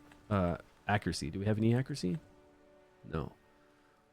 Season 2 so far, I give it a 7. What's my rating as far as how good Season 2 is? You give it a 7 out of 10? I'd have to give it a 5 out of 10. And it's only because I love the gameplay so much. Like the core game mechanic of the gameplay and the look of it, I love. I absolutely love the open world stuff. I like the Season 2, how they introduced those little areas to where we get those boons, those buffs on our team, and they get the buffs on the enemy team. I just think that the way seasons are going, I like boss challenges. Like, to me, boss challenges are one of the funnest things for me to do. To overcome bosses and fight bosses. Not necessarily damage meter stuff. Damage meter stuff is okay. Like the clan boss in Raid Shadow Legends is okay, but there are a lot of ways that we can conquer the clan boss. A lot of really clever ways. Different ways. So many different ways to actually battle the clan boss. Whereas in the Vortex, it's not really like that. The Vortex boss, you just go in there. You got your healers. You got your main DPS. You've got your Dauntless teams, you got your Wild teams. There's not a lot of, you know what I mean? It's not, have you played Raid? Have you tried to overcome the clan boss? It's a totally different, it's really quite different. And overcoming like the Harpy with low level teams, rares, and even commons if we can, is a lot of fun. But since the new season really didn't incorporate new bosses or really change the old bosses that much, it's not any different. And you can't expect them every season to bring in new bosses or change bosses. They could bring in new bosses. Now they could do that because every season, 3 months is just like, again, the season thing's a big gimmick, like a huge gimmick that I don't think pays off, because every 3 months in all other mobile games that I know about, they have big content releases, like big content releases that are going to keep you busy for another 3 months until another big content releases. So as far as I'm concerned, I don't think it pays off. I think doing a normal game with new content that comes out, that's challenging content that you actually focus on for 3 months. Like the leaderboard stuff is fine. You can always, like any game can reset leaderboards and say, hey, this is the season of the witch and this is the new leaderboards for it. You can do that with any game. You don't necessarily have to wrap everything up in it and make it seem like that. I just don't think that the way that this works, it pays off. Again, the core mechanic of the game is amazing. The core, like, I love the fight style of it. I like the tank. I like the healers. I like how you put people on the grid. It's actually way cooler than I ever thought it would be. But I think that they're putting too much effort into the seasons, but then there's not really much meat there. It's just you doing the same thing over and the chief challenges again aren't. I feel like the difficulty is there, but the difficulty is really just tied to having the right heroes. It's not really a thing of using strategy so much to overcome something than just having the right heroes. Wouldn't you agree with that? That when you're going up and you're fighting Toll War as a chief challenge, it's not so much strategy. There is strategy, of course. Any game you play, there's a bit of strategy, but it's really not about strategy as much as do you have certain heroes to really elevate yourself over 22 million. Because if you don't have those select heroes, then you're not getting that. And that could be that's also true in a lot of other games. If you're going to fight the spider boss in Raid Shadow Legends, especially in the early game, if you don't have the right heroes, you know, and that's good. Like each individual dungeon needs to be kind of based towards certain groups of heroes. So you're not just playing one team to tackle everything, because that would be really boring. You want to be forced to level up different heroes to take on different stuff, which we do. But even when we do that, I feel like it's just you go in there, you hit play, you tank this thing. You can't bring in melee, so we're really limited with melee. I don't like that. Being so limited with melee with almost everything we do makes it so that's like, this heroes you can't use. Summons aren't used, so you take away all the summons. Base poison dots, except for the legendaries. You take away all the poison, so we're not using poison heroes. Most of the rally heroes that aren't legendaries, you don't use. There's a few couple ones, you know, Higio and a couple other ones that are good. Wellbe, as long as you can get him rally, that are used. So take away a lot of the rallies. You're just limited to the heroes, to so few heroes that you can use that basically do the decreased attack, that are ranged. You get some heals in there. I mean, that's really it, right? We recharge slow speed the bosses just like we did last season. We knock back their ultimate gauge if we can, because it's a DPS race. We can only do so much for these bosses. And they're just solo bosses. They're not even in there with multiple targets so we can play around with, except for Arzilis, play around with AoE. And I was curious about Arzilis. Even though Arzilis takes 100% additional fire damage, if we go in there with Rava and what's his name? Vedemir, could we get some really cool AoE damage that would maybe overcome that 100% additional damage? See, if Burns worked better. See, it's weird because they made a boss that would work for AoE, that we could apply multiple debuffs on and try to do something with that. But Arzilis isn't the greatest for melee because he does all that damage around him. If Arzilis would have done a ranged move, even a diamond shaped ranged move, to where we could set that up to be like our healer and somebody else, like two healers in the back support to be hit by that diamond move. And then we could bring melee in somehow. I don't know, that would stay alive then. It's just, we're just really limited, right? Want to use just for a lunar event are still around level 95. Okay, nice. Yeah, the last 5 levels are rough. It's a lot of experience, so you should save that. Save that experience. What we were trying to do here, we're trying to refine accuracy. Look at that. Look how lucky we were with that. So all I need is for these pieces then. I just need to have accuracy here. And we can do this run, and then we can go watch that video if you want.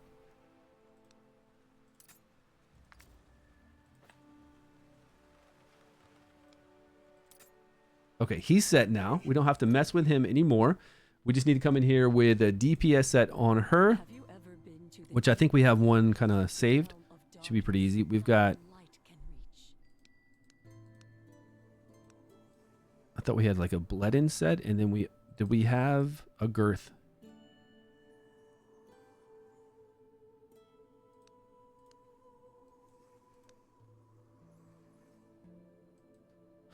I don't know. I think this is going to be good enough. Good enough. Let's just slap an eyeball on her. Attack. And let's get another attack in here. Attack. With crit rate. That's a lot. She's over at 112.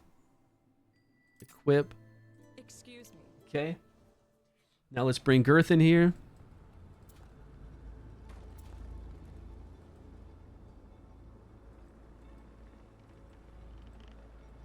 Everyone will eventually eventually pay for their There we go. She's already got gear on. give Pretty much. you life. Any gear here with crit rate, critical damage. Already left with no other choice. 2 hits in the... Okay. 81%. There we go. She's going to give herself 20% additional. Now we need to make this as a separate team.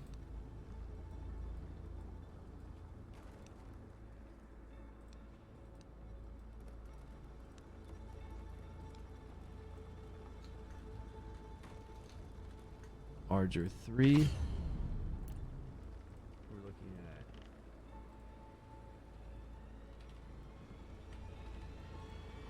at number lock. 25.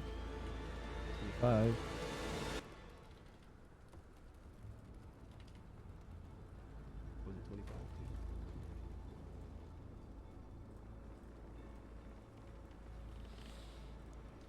25? 21.5.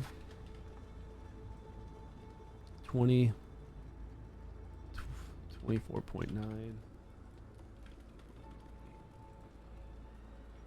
And we'll just let them do what they're going to do.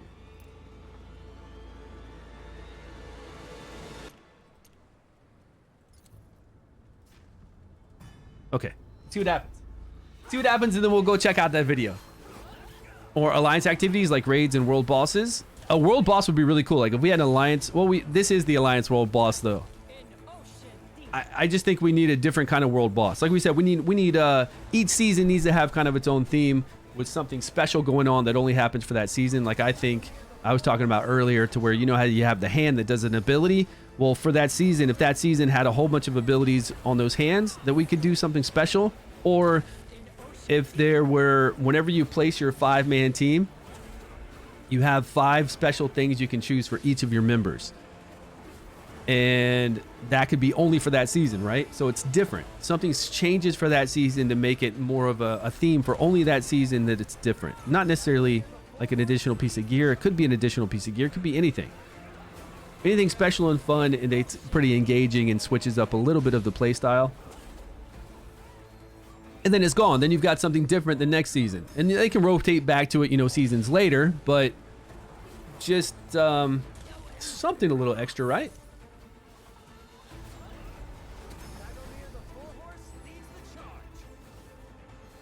And the ads, they show a huge boss golem. Yeah, there is a big crab, right? Wing. That crab is for us to fight for 4 to 5 days at the end of the season, just like we did with the in-game dragon. And I was very disappointed to see that too. We thought, all the content creators thought that crab boss, the mechanical crab, would be this new Vortex boss because it's underwater. They were doing the big underwater theme. We really thought the Vortex was going to be gone and that crab would be taking its place right here, and it would be a different... You know, maybe there'd be like 3 points to it, and we'd be able to do some more AoE instead of just single target damage. And it's something we do every day to work on. That's what I thought. But I'm pretty sure Season 3 is not going to have the Vortex boss. Wouldn't you agree? There's no way that we're going to fight this Vortex boss the same one, the same style, the same way every single day for Season 3. I just can't believe that. I just can't believe that would happen. No way. No way. There's anybody over there that works at this company. I just cannot see that they would ever think that, okay, we're going to bring Season 3 and just keep this boss the way it is and not switch things up. Impossible. I think she needs at least 100 haste to hit that. Hourglass on her. That's also probably why we're not always getting it. Okay. Well, we got to 100. We got to 210 stacks, but you're right. She's not staying in tune with Garius, but Garius is at 111 skill haste. And for her to get 111 skill haste, yeah, we'd really have to switch up her gear if we're trying to keep them in cycle with each other. But Garius is getting a lot of speed, a lot of turn meter increase all the time from the carrot. So it's just kind of jumping him ahead. We could try that after. But if we do reach, like if it's possible for us to reach 180, we did die at 210. If we can make it to 180 or 210, that's still pretty much an unkillable team because the unkillable stops at 150. But I don't know if our DPS can make it that far. I don't think our DPS can last that long. They're already starting to take some damage. You know, they're not mitigating as much damage, even though their HP shield is just as big as the rest of our HP shield. Might be less because they've taken damage. Our HP shield with a whole bunch of defense goes down only a little bit. Their HP shield with no defense goes down quite a lot. So they're not covered as much as we are, as the 3 that we saw earlier. I just don't know. Does he have Witch's Remains on? Because Witch's Remains wasn't proccing very often. Maybe we do need Witch's Remains on Shinna instead.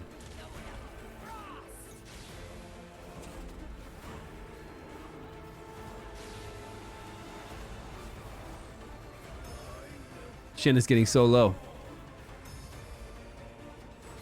And Raid Shadow Legends, how many years did we hit the same boss? It's not the hitting the same boss is fine, but again, to hit that same boss in Raid, there were so many ways to fight that boss. We had multiple unkillables, multiple speed runs, multiple slow runs with the poison and free to play. There were just so many ways to tackle that boss. It was pretty cool. Pretty interesting. But you got to remember too, Raid is not a seasonal game. If this wasn't a seasonal game and we kept all of our heroes leveled up and every 3 months they came out with new heroes and we level up those heroes and then we fight new encounters every 3 months, which we did in Raid, right? Raid introduced faction wars. They introduced all new bosses. They introduced the tower. They introduced Hydra. They introduced, you know, new content that would keep you busy for a really long time. What new did they introduce to us this season? And again, I'm not like opposed to seasonal stuff. I'm just asking, like, what if you're going to compare a normal turn-based gacha game to this, as far as content that's been brought out within 3 months span, what new was brought out? You know?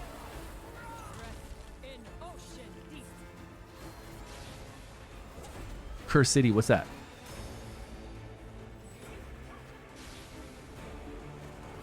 Yeah, there was counterattack too. Yeah, there's been a lot of teams. There's been so many teams introduced to the clan boss. Like a lot of different teams.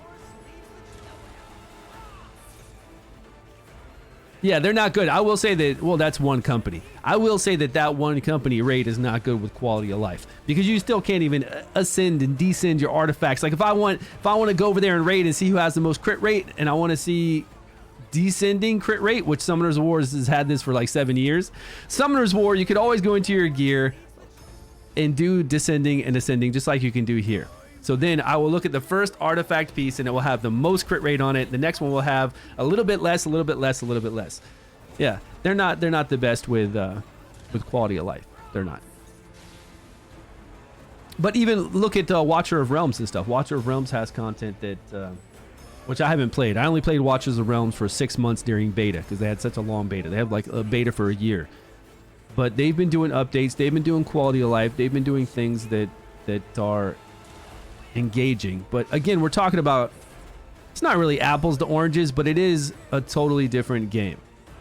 Because we're not having to go in and reset heroes and go back through and just basically do kind of the same stuff over as far as leveling up. I just don't know if a level up game to where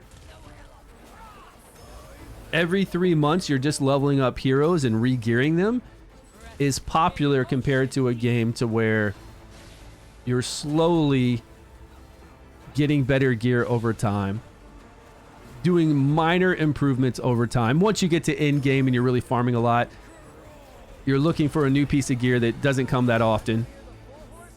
You're getting new content introduced. You're getting new heroes introduced, but then you just level up those heroes and then you tackle the content to try to do speed runs or come up with new clever ideas and new teams with new heroes that come out or older heroes that were like low level. I just don't know. Watchers of Realms is fun. It is fun. I just don't think that this model is as popular as the normal model. Is really what it comes down to. It comes down to, first off, you want to make sure you have a big player base. So it comes down to what people enjoy more.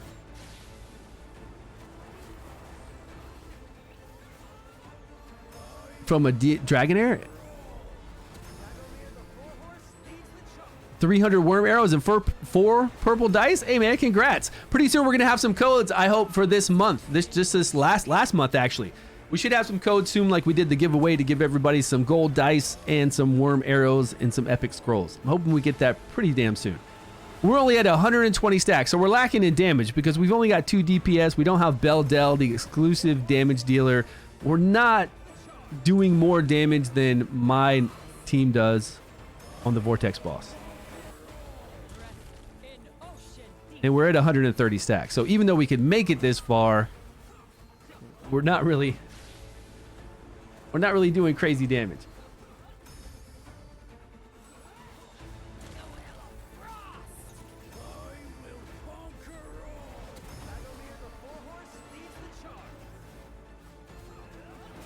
$24 million for Girth.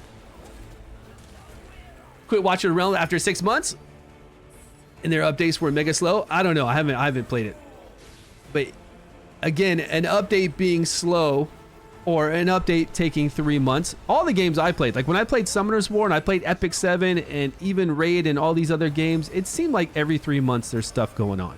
And Raid's got a lot of other stuff to keep you busy with CVC, fusions, all that. Fusions keep you really busy if you really want to stay on top of fusions. So there are things to keep you busy.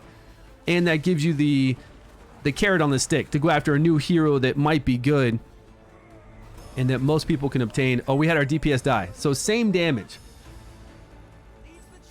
180 stacks, same damage. Still pretty cool though. Hi, what's going on? Jump my damage to 10 million with the same team. It will, but I don't have Beldel, and I don't think a lot of people do. But you tried the Abyss artifact, you're saying? Oh, Scorchpire, you're saying compared to your other legendary, it jumped you by 10 million? Yeah, this is the test server. 43 million. This is the same exact damage. I did 42 million today on my team.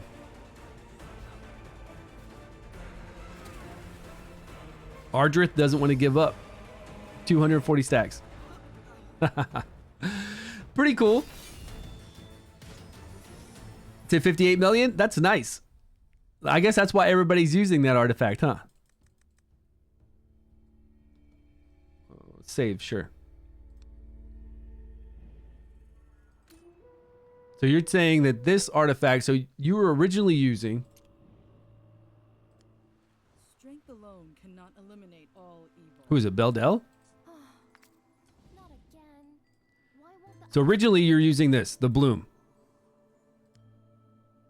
On Beldel or Girthen, either one, to get this 25% additional whenever we deal the ice crystal attack and attack percentage over the statue, which would give you more attack and attack percentage. Instead of 20% for that battle skill, you're getting 25%, right? So a little bit of a boost. I don't know if it's crazy, but over a long fight, it's definitely more damage. But you're saying this artifact with crit rate attack and you gain the additional critical damage was giving you more damage, like that much more damage. That's nice. And it's only one enemy. If there were 2 enemies out there, you get even more critical damage. Doom Tower and Faction War, so you need specific heroes.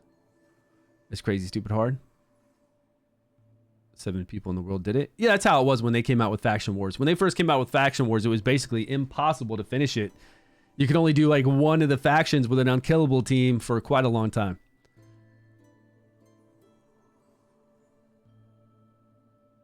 Uh, 30 critical damage or right.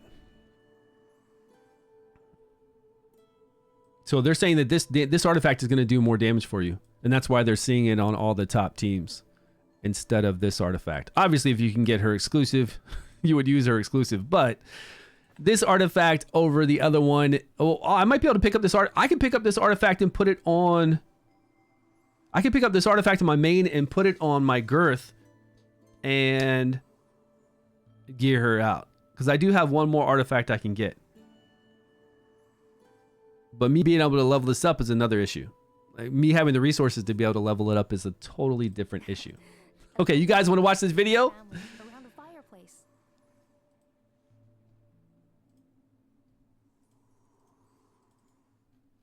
Okay, so somebody mentioned this video earlier today. And 2 months boring goblin every day. They just need to start with global seasons. Yeah, they do need to do that. That's the biggest thing for me. Every time they have a season, they need to make it to where we all start on the same season. Like, that is the biggest thing to me. They don't need to give players an option. Everybody just starts on a new season, and they need to make it to where it makes sense to start on a new season. When you go through the Child of Chaos area, like every new player goes through that brand new Child of Chaos to where you get Hexandra, you get the guy with the vulture. It's really short, right? You go through that Child of Chaos area, you fight the Child of Chaos, and while you're going through there, you need to get enough heroes to make it to where they can be effective in the newest season, and then they zone into the new season with everybody else. That needs to happen. I think for the survivability of the game, for it to be able to be successful, everybody needs to start the same season at exactly the same time. And all it will ever do is make it to where you'll only be short one season. So no matter what, every new player, if you start right now, you'd start right now at season 2, and it would tell you you've only got 30 days left till the end of the season, and then it'll tally rewards. Well, you're starting season 2 with 30 days left with other people that are just starting season 2 at that day. So no big deal. And then when you end season 2, it ends early and you start season 3 with everybody else in the world. Everybody starts season 3 at the same time.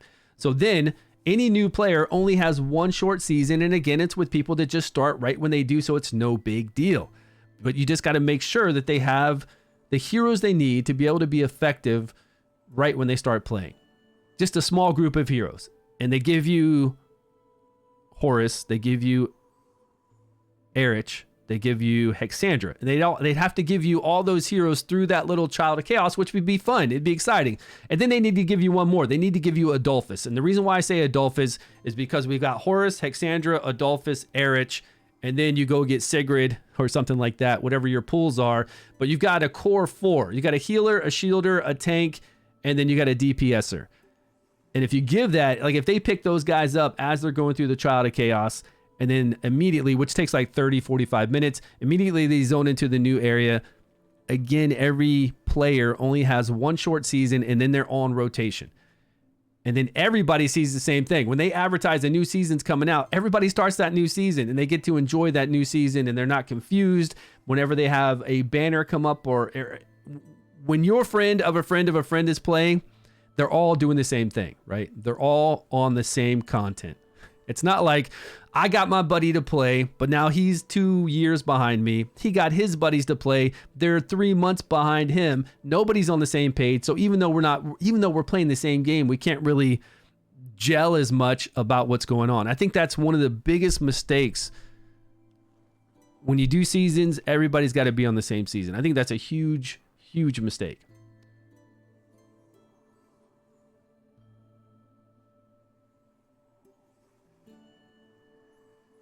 I'm loving the game. Astonished how now this comment I like to see, and I like to see what they say after they've played a lot of season 2, because I had a lot of people say the same thing. I had a lot of people say this about season 1. They were like, I really like seasons. I think this is going to be really cool. And then once they got into like a month into season 2, they were like, this isn't what I thought it was going to be. I do not enjoy this.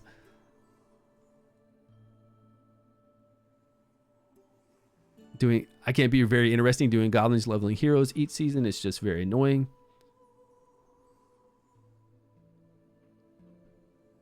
Oh, I know this guy.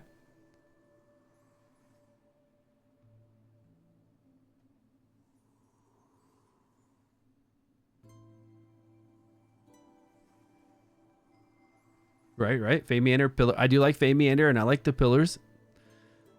Testing comps, but they really have to give up.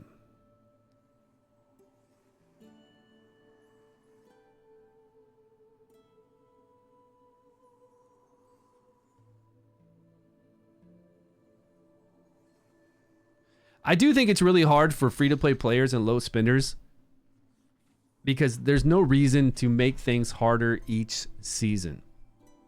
You can't ramp up the difficulty every season. You make the difficulty challenging, but only challenging enough so free-to-play can get through it, because whales go compete in the leaderboard. So you don't need to worry about whales blasting through content. Whales are always going to blast through content, but if you make content too hard, that free-to-play and low spenders can't participate, can't do it, they're going to leave. And this season does seem to be a little bit tuned. A little bit. As far as making the bosses harder. And if you don't have like the appropriate heroes, it's pretty difficult coming up to get through the dungeons, to get your gear, to farm everything. It's very difficult. Ancient Battlefield is like extremely hard to do this season. It was pretty hard last season too, but it feels like it's even harder this season. And they can't do that. They can't just keep, like, their idea of making a season harder and harder is not going to work because there are too many free-to-play and low spenders and people who are unlucky with hero selection that you just can't keep making a little creep just because there's a lot of whales out there or because it's a new season and you feel like they have a decent roster then. Time to go back to raid. This guy told Mac Chan to go back to raid.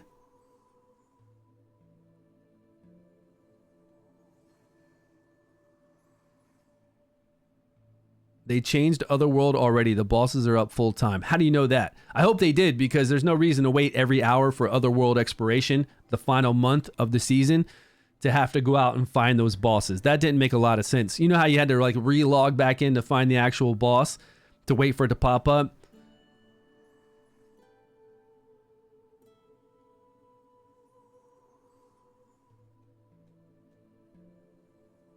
Uh, 9:15. No. Okay, let's watch it.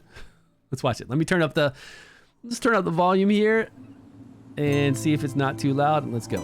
To make in-game. Oh, hold on.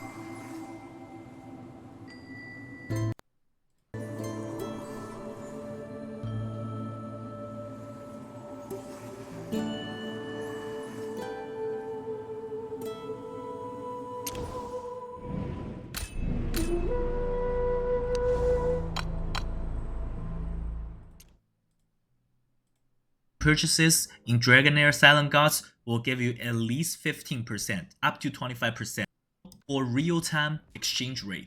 Welcome back to another Dragonheir video. In this video, I want to talk about something that is quite serious. Recently, I just feel like the player base decreased a lot for the game, right? Dragonheir. I think everybody just kind of, I don't know the right word for it. Does everybody just kind of drop the game eventually? I think it happens to all the game, right? But for Dragonheir, like the reason they're doing seasonal style is because they don't want player to go. They want player to feel fresh every season. That's why they're doing seasons. But I feel like it's just quite the opposite right now, right? I just feel like a lot of people just quit the game. A lot of content.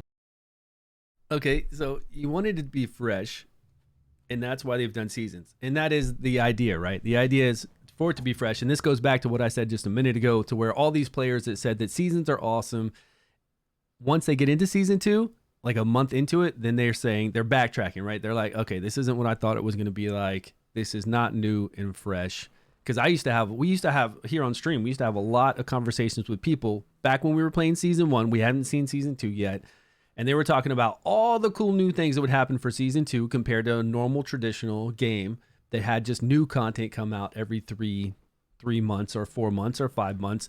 They were talking about how fresh and new bosses and new Vortex and new everything, all new experience. But that's just not what we've seen yet, right? Creators haven't made a video for Dragonheir for a while. I kind of want. Right? Season 2 had next to nothing new. Right. So you're just doing the same exact thing over and over. Right. Exactly. I want to talk about, in my opinion, why and how it can be better going forward. Alright, so if you guys don't know, in their official Discord channel, we have a content creator chat, and all the content creators are discussing things constantly, providing feedback constantly. Alright, so recently just a lot of content creators were super frustrated about the game, and it just feels like the developers, they are not really communicating with the player or with the content creators, right? We don't know where this game is gonna go. What's the future direction of this game? We don't know. And we've asked this a lot. Like this is one of the most brought up things in content creator chat. What is your vision for season 3? What are you planning to do for season 3? Just let us know, tell us what is your idea. And we gave them an outline. Like, is your idea for season 3, first month, farm goblins again, get gear unlocked at 30 days, chief challenges? Like, is that what your season 3 is going to be? Tell us. And they just, like, we ask this all the time. We just want an outline of what your season 3 is going to be like and going forward. Like, what's your vision for the game? And we don't get that. We get no response from them. None at all. And all we want to know is like an idea of what they plan on doing, or what are they like.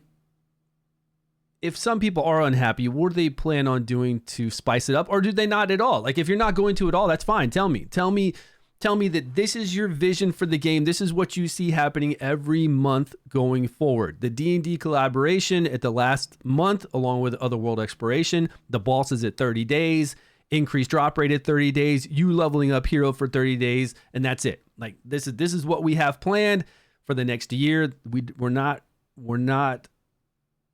thinking of any other ideas. Let me know either way. We just want to know what your vision is, good or bad, or whether we think it's good or bad, just whatever they plan on doing, and we just cannot get a response for it. And what you said right here, you got to keep in mind that this is season 2 and that they didn't have the feedback. They did have this feedback. They had all this feedback from 2 to 3 betas before global launch. They had a tremendous amount of feedback. And I don't really always believe in feedback as far as like a vision for something. If I'm a gamer and I'm a game developer and I make this game, I'm playing it myself. I'm playing it hardcore like it's my baby. And I'm feeling whatever I feel about it, right? That I need to spice it up, that I need to have things going on. So if they didn't have, the vision to already see that they needed to do something additional, I just don't have a lot of faith in that. I don't think you need to get feedback from everybody in the world if you're playing it and your community's playing it, or like all your people are playing it. You do want to get feedback because you don't want to be in like a little bubble. You don't want to just have all of us content creators being like, this isn't like other games we played or something, right? Obviously, you do want a lot of feedback, but I don't know. They don't tell us anything, so we're always in the dark. Nothing, right? The content creators knows nothing more than an average player. Everything we know is from the in-game news, and I think something that I don't really like on their Discord channel is they don't really have any communication with pretty much anyone. Like, when the content creators provide feedback to the developers, nobody knows if they see anything, right? They don't really talk to us. They say you can provide suggestion, and then we provide suggestion, and there's nothing after that. So that's kind of weird. Anyways, in this video, I do want to talk about the thing. Okay, I'll give you a really good example of this. We do ask questions in there, and they never say, yeah, we've got you and we're going to find out about this, or we understand you, we don't have the information yet, or it's basically nothing. And here's a really good example of this the other day when I asked about, oh, by the way, do you know that we're not going to get a 99-cent selector box? That is not going to come in season 2. This is a prime example of them not responding back or to even acknowledging that we made a post or have concerns or questions. This is like a perfect example. So Ivy Lee asked 2 days ago, can someone confirm if the epic $1 selector box is coming back for season 2? It specifically said when we purchased the chest last season, it would reset the next season. This week would be the same time we got it last season. So Ivy asked this question 2 days ago. No response. No acknowledgement that she even asked this. No, like, hey, okay, we got that you're asking this, that we've been asking this for a while. It's not just like Ivy asking 2 days ago. We've been asking this for a while. But now, since it's closer to the time that this happened in season 1, a lot of people are starting to chime in. So she asked this question 2 days ago. Granted, it was the weekend, but this happens like the whole time we're in content creator. Nobody responded. to say, okay, we'll find out when we come back, or we don't know yet. We'll talk to the developers and find out, the community managers. No response. So then a day after that, I write,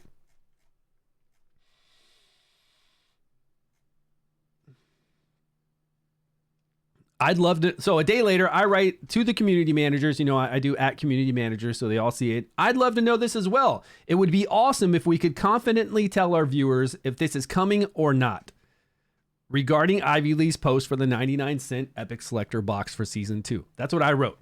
And then a mod wrote back and said, same answer I gave Ivy, it's no. And the moderator showed a post to where a community manager said no later on. So a moderator had to come and tell me. I don't even know why the moderator didn't respond back to Ivy Lee in this post and tell her no, along with this example. So I had to then ask, and then a moderator who knew about it and had a post from one of the community managers in a totally different form. I think it's from maybe even a support ticket or something. He showed me this and told us no.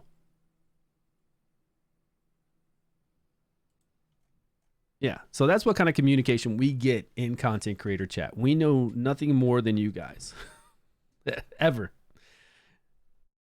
Things that I think is gonna make the game better. Alright, I still like the game. I like the graphics. I like the combat style. The reason I started this game, right? That's why we like the game. The graphics and the combat. The combat style is really good, man. That's why I want it to be really fun. I love this combat style. Is I was a little bit tired on those traditional gacha game where it is turn-based, right? And this game just feels very fresh to me. That's why I started this game. All right, so I'm just gonna talk about things that I think is gonna be very beneficial for the game. Yeah, there is no 99-cent selector box that's gonna happen this season.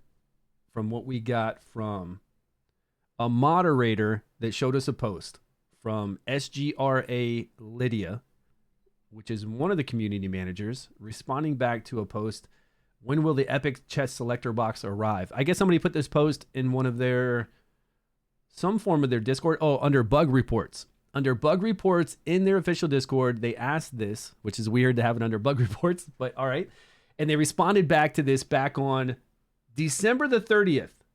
So we've been asking in content creator chat forever, and then December the 30th, somebody said this. Now, I'm thinking they might bring it back anyways because there's such a demand for it. Maybe they'll make it $4.99. Maybe they'll make it 99 cents again. So even though this moderator said that, maybe that's why we get radio silence in content creator chat. But why don't they just say, no, it's not coming back, and we've stated this back on December the 30th, which is the post that I'm looking at. But we're looking into possibly bringing it back because it's so popular, if that's what they're trying to do. Again, we get nothing. So we don't know. But it's not coming back from what we know so far. You guys might disagree, right? The first is going to be a very, very hot take. I think every single player in the game should start and finish the season at the same time. Right? Absolutely. I know a lot of people disagree. I made a video about this. I don't think a lot of people disagree with that. Like, I saw a lot of people saying that new players should be competing with new players and starting with season 1 fresh. I don't agree. No, he's absolutely right. And new players will only compete with new players. We just talked about this. All new players will always compete with new players, even if they only have 30 days left in a brand new season that they just started, because everybody's going to start the new season 4 together at the same time. It's not. There's no argument. There's no counter argument that makes sense to say that all players should not start the same season together always, because you're only playing with people that you just started the server with. You know that you just got into season 2. Season 2 is going to end in 30 days. You're only playing with those brand new players. All of you brand new players will end in 30 days, and you'll go on to a new season with other people that started right when you did. Even if they have to merge a server, they're still merging servers that started within days of that server. So you're not playing with whales. You're not playing with, well, there could be whales on your server. You don't know, but you're not playing with anything different. And that way, any new player will only ever have one short season, and you will be in rotation with everybody else in the world for a new season. He's right. And this is needed. Agree with that. I think people can compete. Like, if you're a new player, you can compete with new player. Like, even if you're starting on season 2, just make a season 2 server for all the beginners, right? I think it's not an issue. But right now, what they're doing right now is every day they're opening a new server. I think that is really, really bad for the game, right? Because if later like you realize this is an issue, how are you gonna fix this? You have like hundreds of servers, they all start and finish at different dates. How are you gonna fix this? Like, every single seasonal game I've played. Yeah, but if everybody starts on season 1, it just doesn't make sense. It really doesn't make sense as far as player retention and keeping a game together. You can't have everybody start on season 1. You got to remember, season 1, season 2, season 3, it doesn't matter. When you get to season 10, season 15, season 20, none of these seasons matter. All that matters is you get a brand new season, everybody starts that new season, and it's a new adventure for everyone, and it's a fresh start for everybody. It doesn't matter what happened in season 1. It doesn't matter if season 4 was awesome and had a cool story. You got to forget about what's going on with season 1.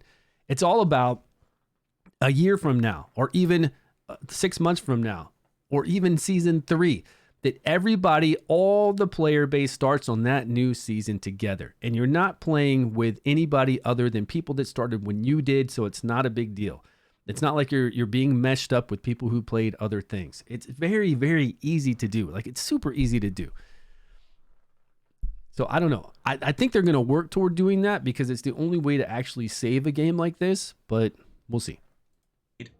They all start and finish the season at the same time, right? This really hurts the game right now and really hurts the content creator right now. I don't know about content. I don't care about the content creator, but it hurts the game because you can't have a friend of a friend of a friend on different days than you, and then me on different days, and me and my buddy are on different days, and their buddies are on different days. It just does not work to keep a player base. You gotta have everybody on the same thing, doing the same thing, so they can all talk about it and be interested together. You just can't have people all on different seasons. Season 10 over here, season 3 over here, season 4 over here. The game will not survive like that. I just firmly believe that it cannot survive. No seasonal game can survive like that. Like, people are gonna ask why those contents are not available to them. The content I made in the video, why are these not available to them? Why our gear sets look different? Why they don't have these champions? So that is confusing. There's been plenty of posts that I've had that people have watched my video and said, why do you have different gear sets than I have? Why does this boss do something different than what I'm doing? How are you playing with this hero and I don't have access to it? How do I get to season 2? I mean, all the time. We get those comments on our videos all the time. It's really confusing. This is that's one of my biggest points about having everybody play a season together, and everything would be together. Then when a banner pops up, everybody sees that same banner. When you're talking to your friend about, hey, look at this banner that's coming up. There's some really cool heroes in there. Are you going to summon on it? Oh, I don't know. I don't see that banner till like 6 months from now. What are you talking about? It will not work that way. yeah, I just think it really needs to end at the same time. I know it's going to be very, very difficult for them to do because the way they're doing things right now, like, I don't think it's hard to clean this the up. date I'm making this video at this moment, today, they just also opened a new server where people start in day 1 of season 1. So how are they gonna fix this in later date? Yeah, I can't even think of a way unless they just force a season 2 end and start at the same timeline. Like, imagine going to season 5 and season 6. A new player will have to start from season 1. That is going to be a massive disaster. Alright, so that's the first thing. Second thing, for every season, the first month just feels really slow. I mean, the first 3 days is excited, right? You can pull new champion and try out new teams. I would say first 5 days, alright, because you can reset the champion level here for free. But the first month overall, it just feels really slow.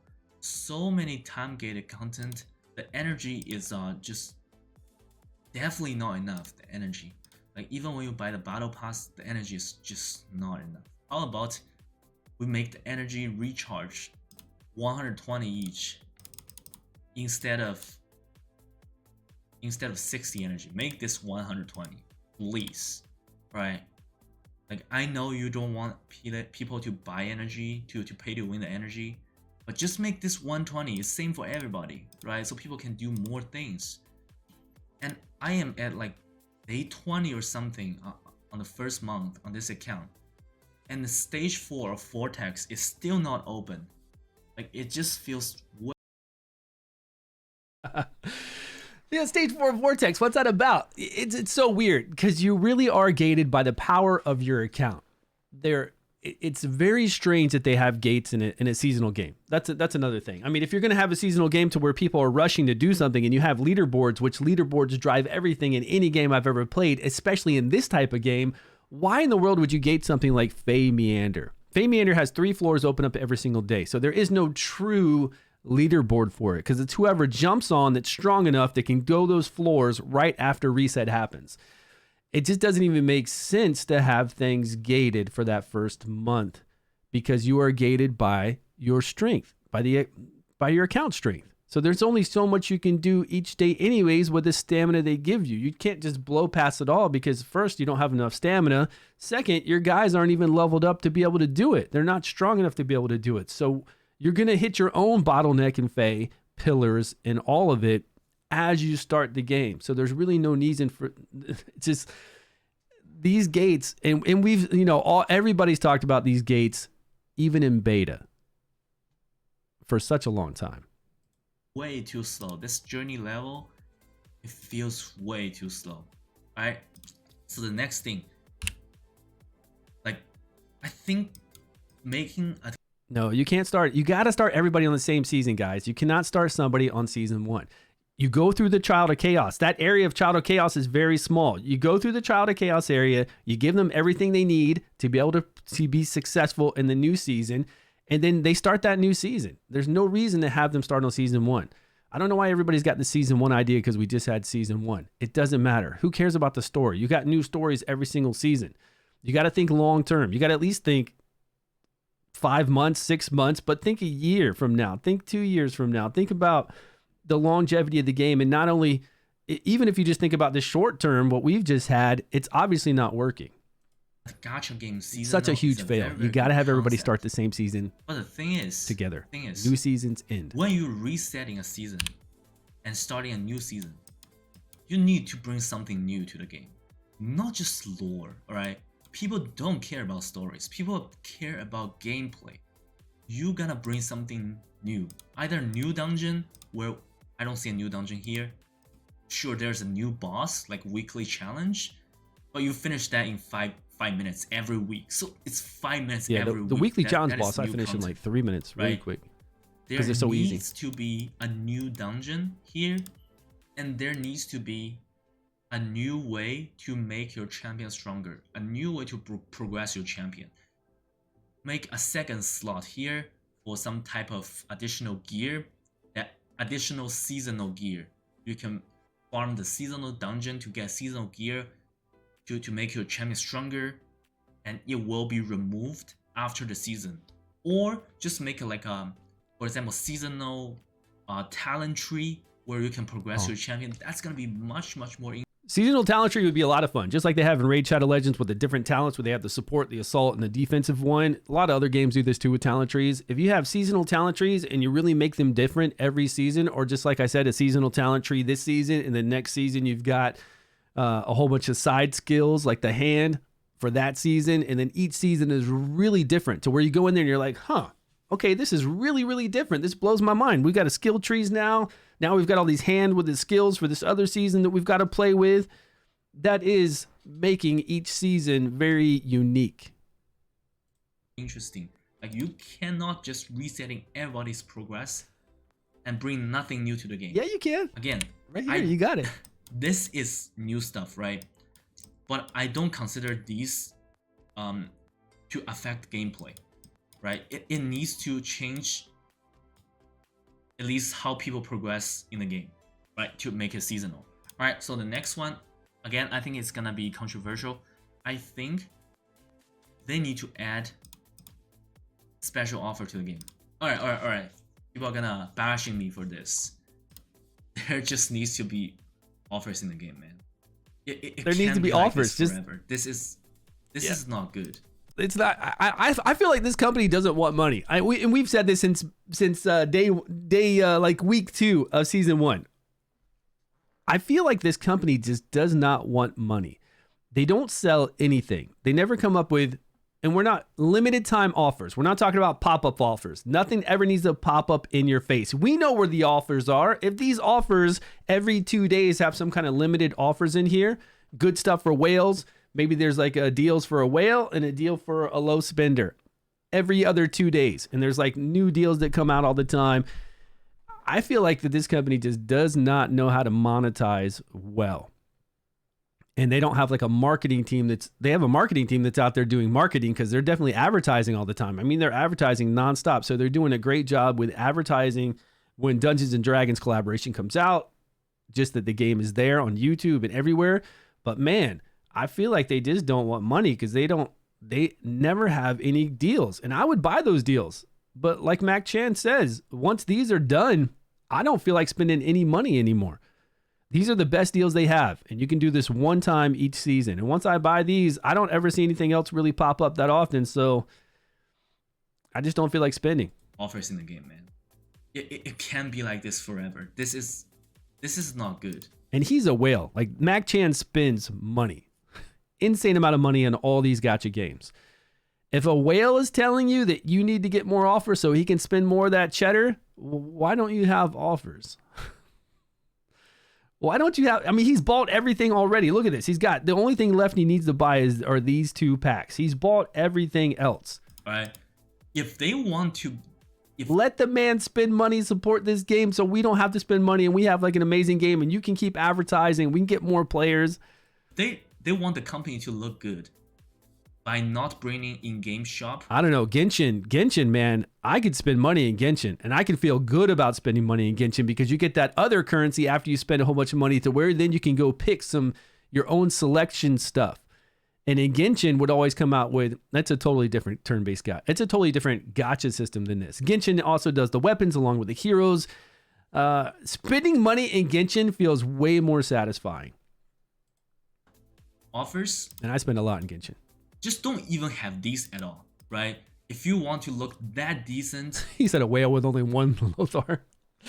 Come on, man. Lothar is a limited hero. Just don't bring these at all. How about that? Maybe just keep this and remove everything here. How about that, right? If you're gonna do this, he's so angry he can't spend. The game. You can tell he's angry he can't spend money. Yeah, this is not good. All right. Bring offer to the game or remove. I've gotten over it. I've gotten over it already, but I can tell he's angry that there aren't offers for him to, and it's crazy. When a whale is angry that you're not giving him ways for him to spend money and to support the game, that's insane. Remove these entirely. Just make everybody unable to pay to win. All right, so that's my next take. If he's worried, here's the thing on pay to win, guys. Pay to win is going to blow you away no matter what. They can't get 4 stamina a day. You can get 4 stamina a day, but they can also go to the battle pass. And what they'll do is they'll buy the battle pass levels right away. They'll get all that bread way before you get the bread, and they jump forward much further. Like this is what they did in season 1. They do this in season 2 too. I did it a little bit on my battle pass, but you go over to your battle pass right away in season 1. You buy the battle pass, but then you have to spend a whole bunch of other shards to unlock additional levels. And you get all that bread, and then you're going to do more for those weekly challenges, which then give you more rewards for those weekly challenges to make sure your elemental affinity goes out further and faster than everybody else. So they're doing more damage. Plus, if you have inspired heroes, if you didn't know, for the Psyche core, for the elemental affinity, when you have inspired heroes, they get even a bigger bonus where you get like additional 10% attack. They get 20, 30, 40, 50% attack for each inspired hero. So their heroes, you're not going to compete with whales. So if this game is trying to make it seem like they're not doing deals so that free-to-play can compete, I hope everybody knows that you cannot compete.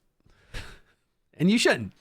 You can still have fun. You can still love the game and enjoy the game, but don't expect to be like this person in top 10 arena and doing, amazingly well on the boss, Vortex boss. Now, you can do well if you get specific heroes. I'm not saying you can't. I'm not saying you can't get lucky with RNG and pull those exclusive heroes that work really well, and then maybe you get lucky with duplicate legendaries and pull some legendary stuff, but come on. I don't think they're not giving us deals because they want the game to be free-to-play friendly. I just think that they're just not into, like, their marketing, or I don't know. I don't get it. I don't, just like Mac Chan, I don't understand where it's coming from. Really don't. I know a lot of people disagree, right? All right, next one. Champion rebalance. Oh, this is champion also a rebalance. huge issue. I just made a video talking about Where is exclusive it? legendary in the game. This is definitely an issue. I think there are some champions in the game that are really, really bad and could use a buff. And this game has been out for more than 4 months, and there was not a single champion rebalance. And from the way it seems right now, I don't think they are planning to do anything like this, right? Everything about champion is pretty much bug fixed, right? Everything is pretty much bug fixed. We've asked about champion There's rebalancing quite a lot. Real champion Content creator rebalance. chat. Like No champion like response. Rishnar, a tier 2 exclusive legendary, like he really, really needs a buff, right? Right now he shouldn't even be an exclusive legendary. Like if an epic champion have skill like this, I wouldn't be surprised, for real, right? And then the next point is the arena. Like I almost forgot about this thing. Who even have the passion for arena in this game? Like if you can just put 5 healer or 5 tank into the game, your team is invincible in defense. People are not able to kill that team. And again, 4 months after the game's release, content creators have been suggesting to implement a healing reduction mechanic. Right. And Increase yet attack, nothing has happened. decrease healing. You need a For healing the last reduction minute. mechanic. It's 3 minutes Right. long. The last Block minute, you revive increase mechanic damage, you into the lower game. healing. Then we Alright, get we get a so- winner. The next one, I want to talk about other world exploration, but it's not open yet. But I remember like back in season 1, when you're challenging the world boss in other world exploration, you have to wait for it to spawn. Yeah, that was And it only spawns 3 bosses at the every same hour. time. That was terrible. So I think that's not a good thing. I think the bosses should just be there all day. Let people do them whenever they want. Right? This type of Somebody said in his comments that they are going to let all the bosses for season otherworld exploration be there, but I've never seen that in content creator chat. But I wouldn't be surprised if they didn't random make that spawn change. mechanic is the worst I've ever seen. I have never seen any random spawn mechanic in the gacha game. It is just so bad. Alright, so last but not the least, I think the most important thing is if you guys been in Dragonheir Discord server, alright, the most important thing, developers, please communicate to your player base. Alright, at least for me, for all the content creators and Oh, they do it in season 1. So it's changed already for season 1 players. Nice. They don't have to wait around every hour to see a new rotation. So they're just there. Okay, great. Yeah, if it changed for season 1, then we've already got to change. Fantastic. I think for most of players, they want the game to be good, right? Yeah. Nobody wants this game to die. But from the way they're doing things right now, the game is dying fast. There is no new players. Season 1 players. Right. Okay, nice. Like I think the seasonal, you have to start from day 1 on season 1. This type of stuff really just drive player away. When people heard about this, they don't want to join the game, right? I think most people they just want to play the most updated version of the game, not a version 0.1 when the version 1.0 is available, right? So please, developers, when players give you a suggestion, even if you disagree, let the players know, right? Let the players know why the game cannot go that way, and let players know why. Current situation is the developers are completely radio silent. We don't hear anything. We don't know if they're doing good, if they're even alive. We don't even know that. Alright. Things are super feel like a dark box, you know. The information is not transparent right now. I think that's the most important thing. We need communication, right? Because they keep Talk saying to me, that they're baby. a new studio, Let us know. they don't have a long time experience doing gacha game. That's why they need to listen, but that is not the thing they're doing right now. So I'm a little bit worried, but I think I'm gonna stick with the game for a bit longer. Alright, see what happens. But I will See say, what happens in season 3. if in season 2, if season 3 opens And it's the same. and and new player will have to start from day 1 of season 1. That's not gonna work. If that happens, I think it's time to quit. I'm just gonna be honest. All right, there will be no new blood after that. So that's gonna be it for this video. Let me know if you guys agree or I'm just talking nonsense. Let me know in the comments. And I will see you guys in a video soon. All right. All right. So what do you guys think? What did you guys think about all that? I read through some of the comments already after watching it.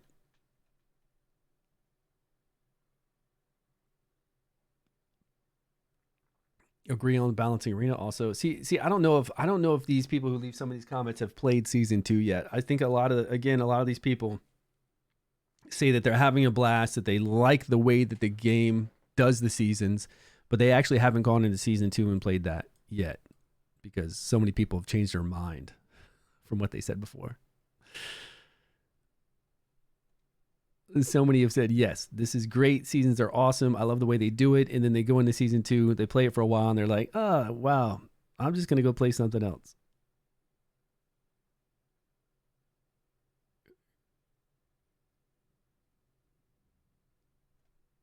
Most of the suggestions really make sense. I'm not sure the game will change.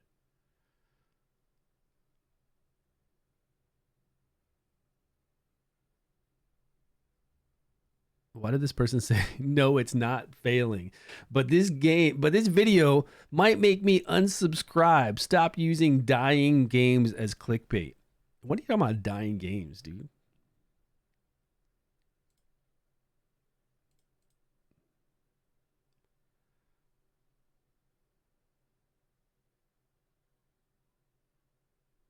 Crazy. So what'd you say? I thought you're one of them. You thought the new season was going to be fun to fly through. It was just as bad as a grind as season 1. Yeah, there were so many, and I knew that. I knew that once we got into season 2, that you guys you're gonna change your tunes. I just knew that it wasn't gonna be what everybody thought out. Doing raid Kappa, yeah, but I'm saying this isn't clickbait. He was just like, this guy's complaining that he's talking about a game dying, and he's calling that clickbait. Is Dragonheir failing? That's what the title of his video says. New players are not coming in. How to fix the game. That's not clickbait. It's not clickbait at all. And somebody put a comment on his thing, like all upset about this video. Talking about he's not gonna. I'd be like, unsub, man. I wish I could kick you as a sub. Get out of here. In story, like they said, a new map and story. A whole new story, a whole new map. Even still, a whole new story and a whole new map would not be any different. Like if we had a longer story, because we did get a new story, it just only lasted for like a week, right? For sure, complaining. If we got a whole new story, say this whole new land here was a different looking land, and it was like, say this whole new area was a whole new land, a different looking thing with a whole longer story. That one has saved it. You're still doing primarily the same thing. You're just having a story backing it. But you're still leveling up your heroes at the same frequency. You're still doing the same chief challenges. You're still doing the same Vortex. All of that.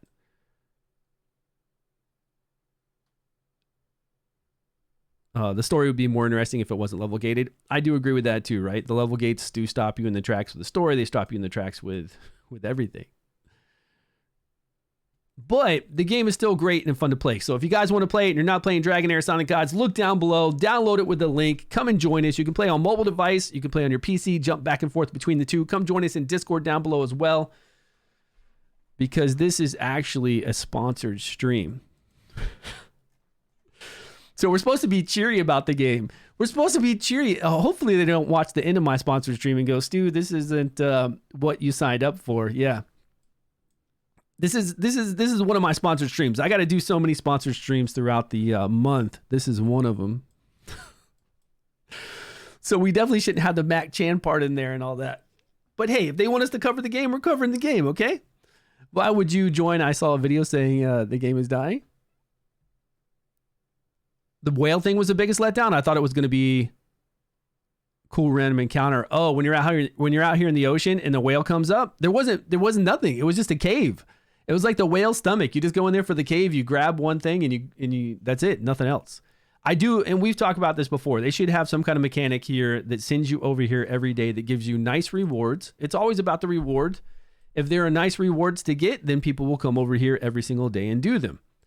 You got to have something cool, I think, with this ship. I don't want to spend all day here. I want it to be quick, just like the commissions. But I think it'd be really fun if we jump inside of our ship and we do something fun daily or weekly. Maybe it's a week-long quest and it takes a little bit of time, so you got to come over here every day and do it, but the rewards are worth it. That's what makes anybody do anything, as long as the rewards are worth it. And that way we'd spend a little bit more time in the new area. But as it is now on my main account, I never come over here. There's a commission every once in a while that tells me to come here.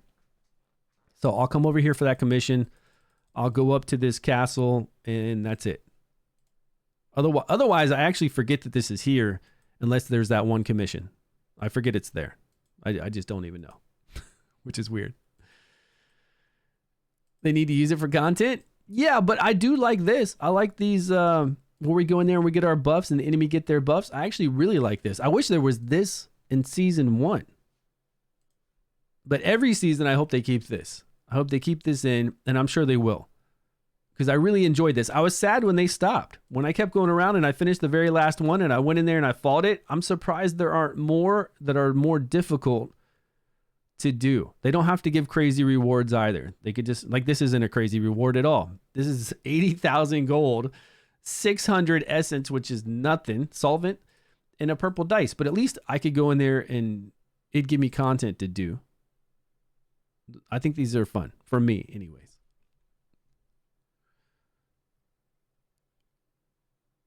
I had to hear for the... Oh, you had Rocket? You had ads? If you're a subscriber, you don't get ads. Just let you know. You don't get ads if you're a subscriber. There's now sports betting in Florida that's legal. Ads I have... So they're advertising on Twitch that you can bet on sports games in Florida. Like online, legally. Okay. That's weird. Do you do betting? You know how it is nowadays. If you do something, they know about it because you've done it on your PC. Then they give you those kind of standardized ads. I've never seen ads for betting on Twitch. When I go watch some pirated videos or TV shows and stuff, I see ads for betting on those, but that's it. I actually don't at all. Okay, yeah, I don't either. I mean, I don't even gamble if I go to Vegas. It's just not my thing. I can do a couple slots really quick, but I'll get super bored. Gambling is just not something I like. I get really bored. Even if I'm just sitting there getting torn up and drinking and gambling, it's just so boring to me. They took away the 1 out of 5 rating. They took away your tower defenses. Model is a jacket. That is enough for me to play. What's going on, Imbringer?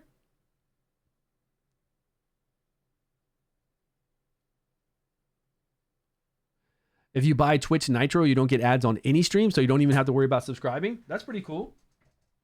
How much is Twitch Nitro monthly?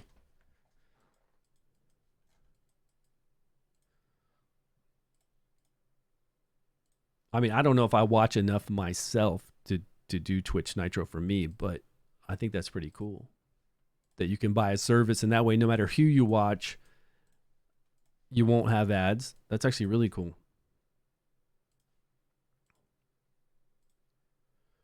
$12, that's cheap, man. Oh, yeah. $12 is not bad at all, but if you don't really watch Twitch, then it's not worth it. Okay, so we did this team today for 43 million. I think it's pretty cool, but I don't see it being overpowered as far as damage because you're sacrificing, which is weird because you're getting decreased attack, which is really strong to go with the healer and shields. If it was a 2-man and you could have 3 DPS, it'd be good. But I think with the amount of damage that we did here, it's not like crazy exceptional. I do think it's fun though.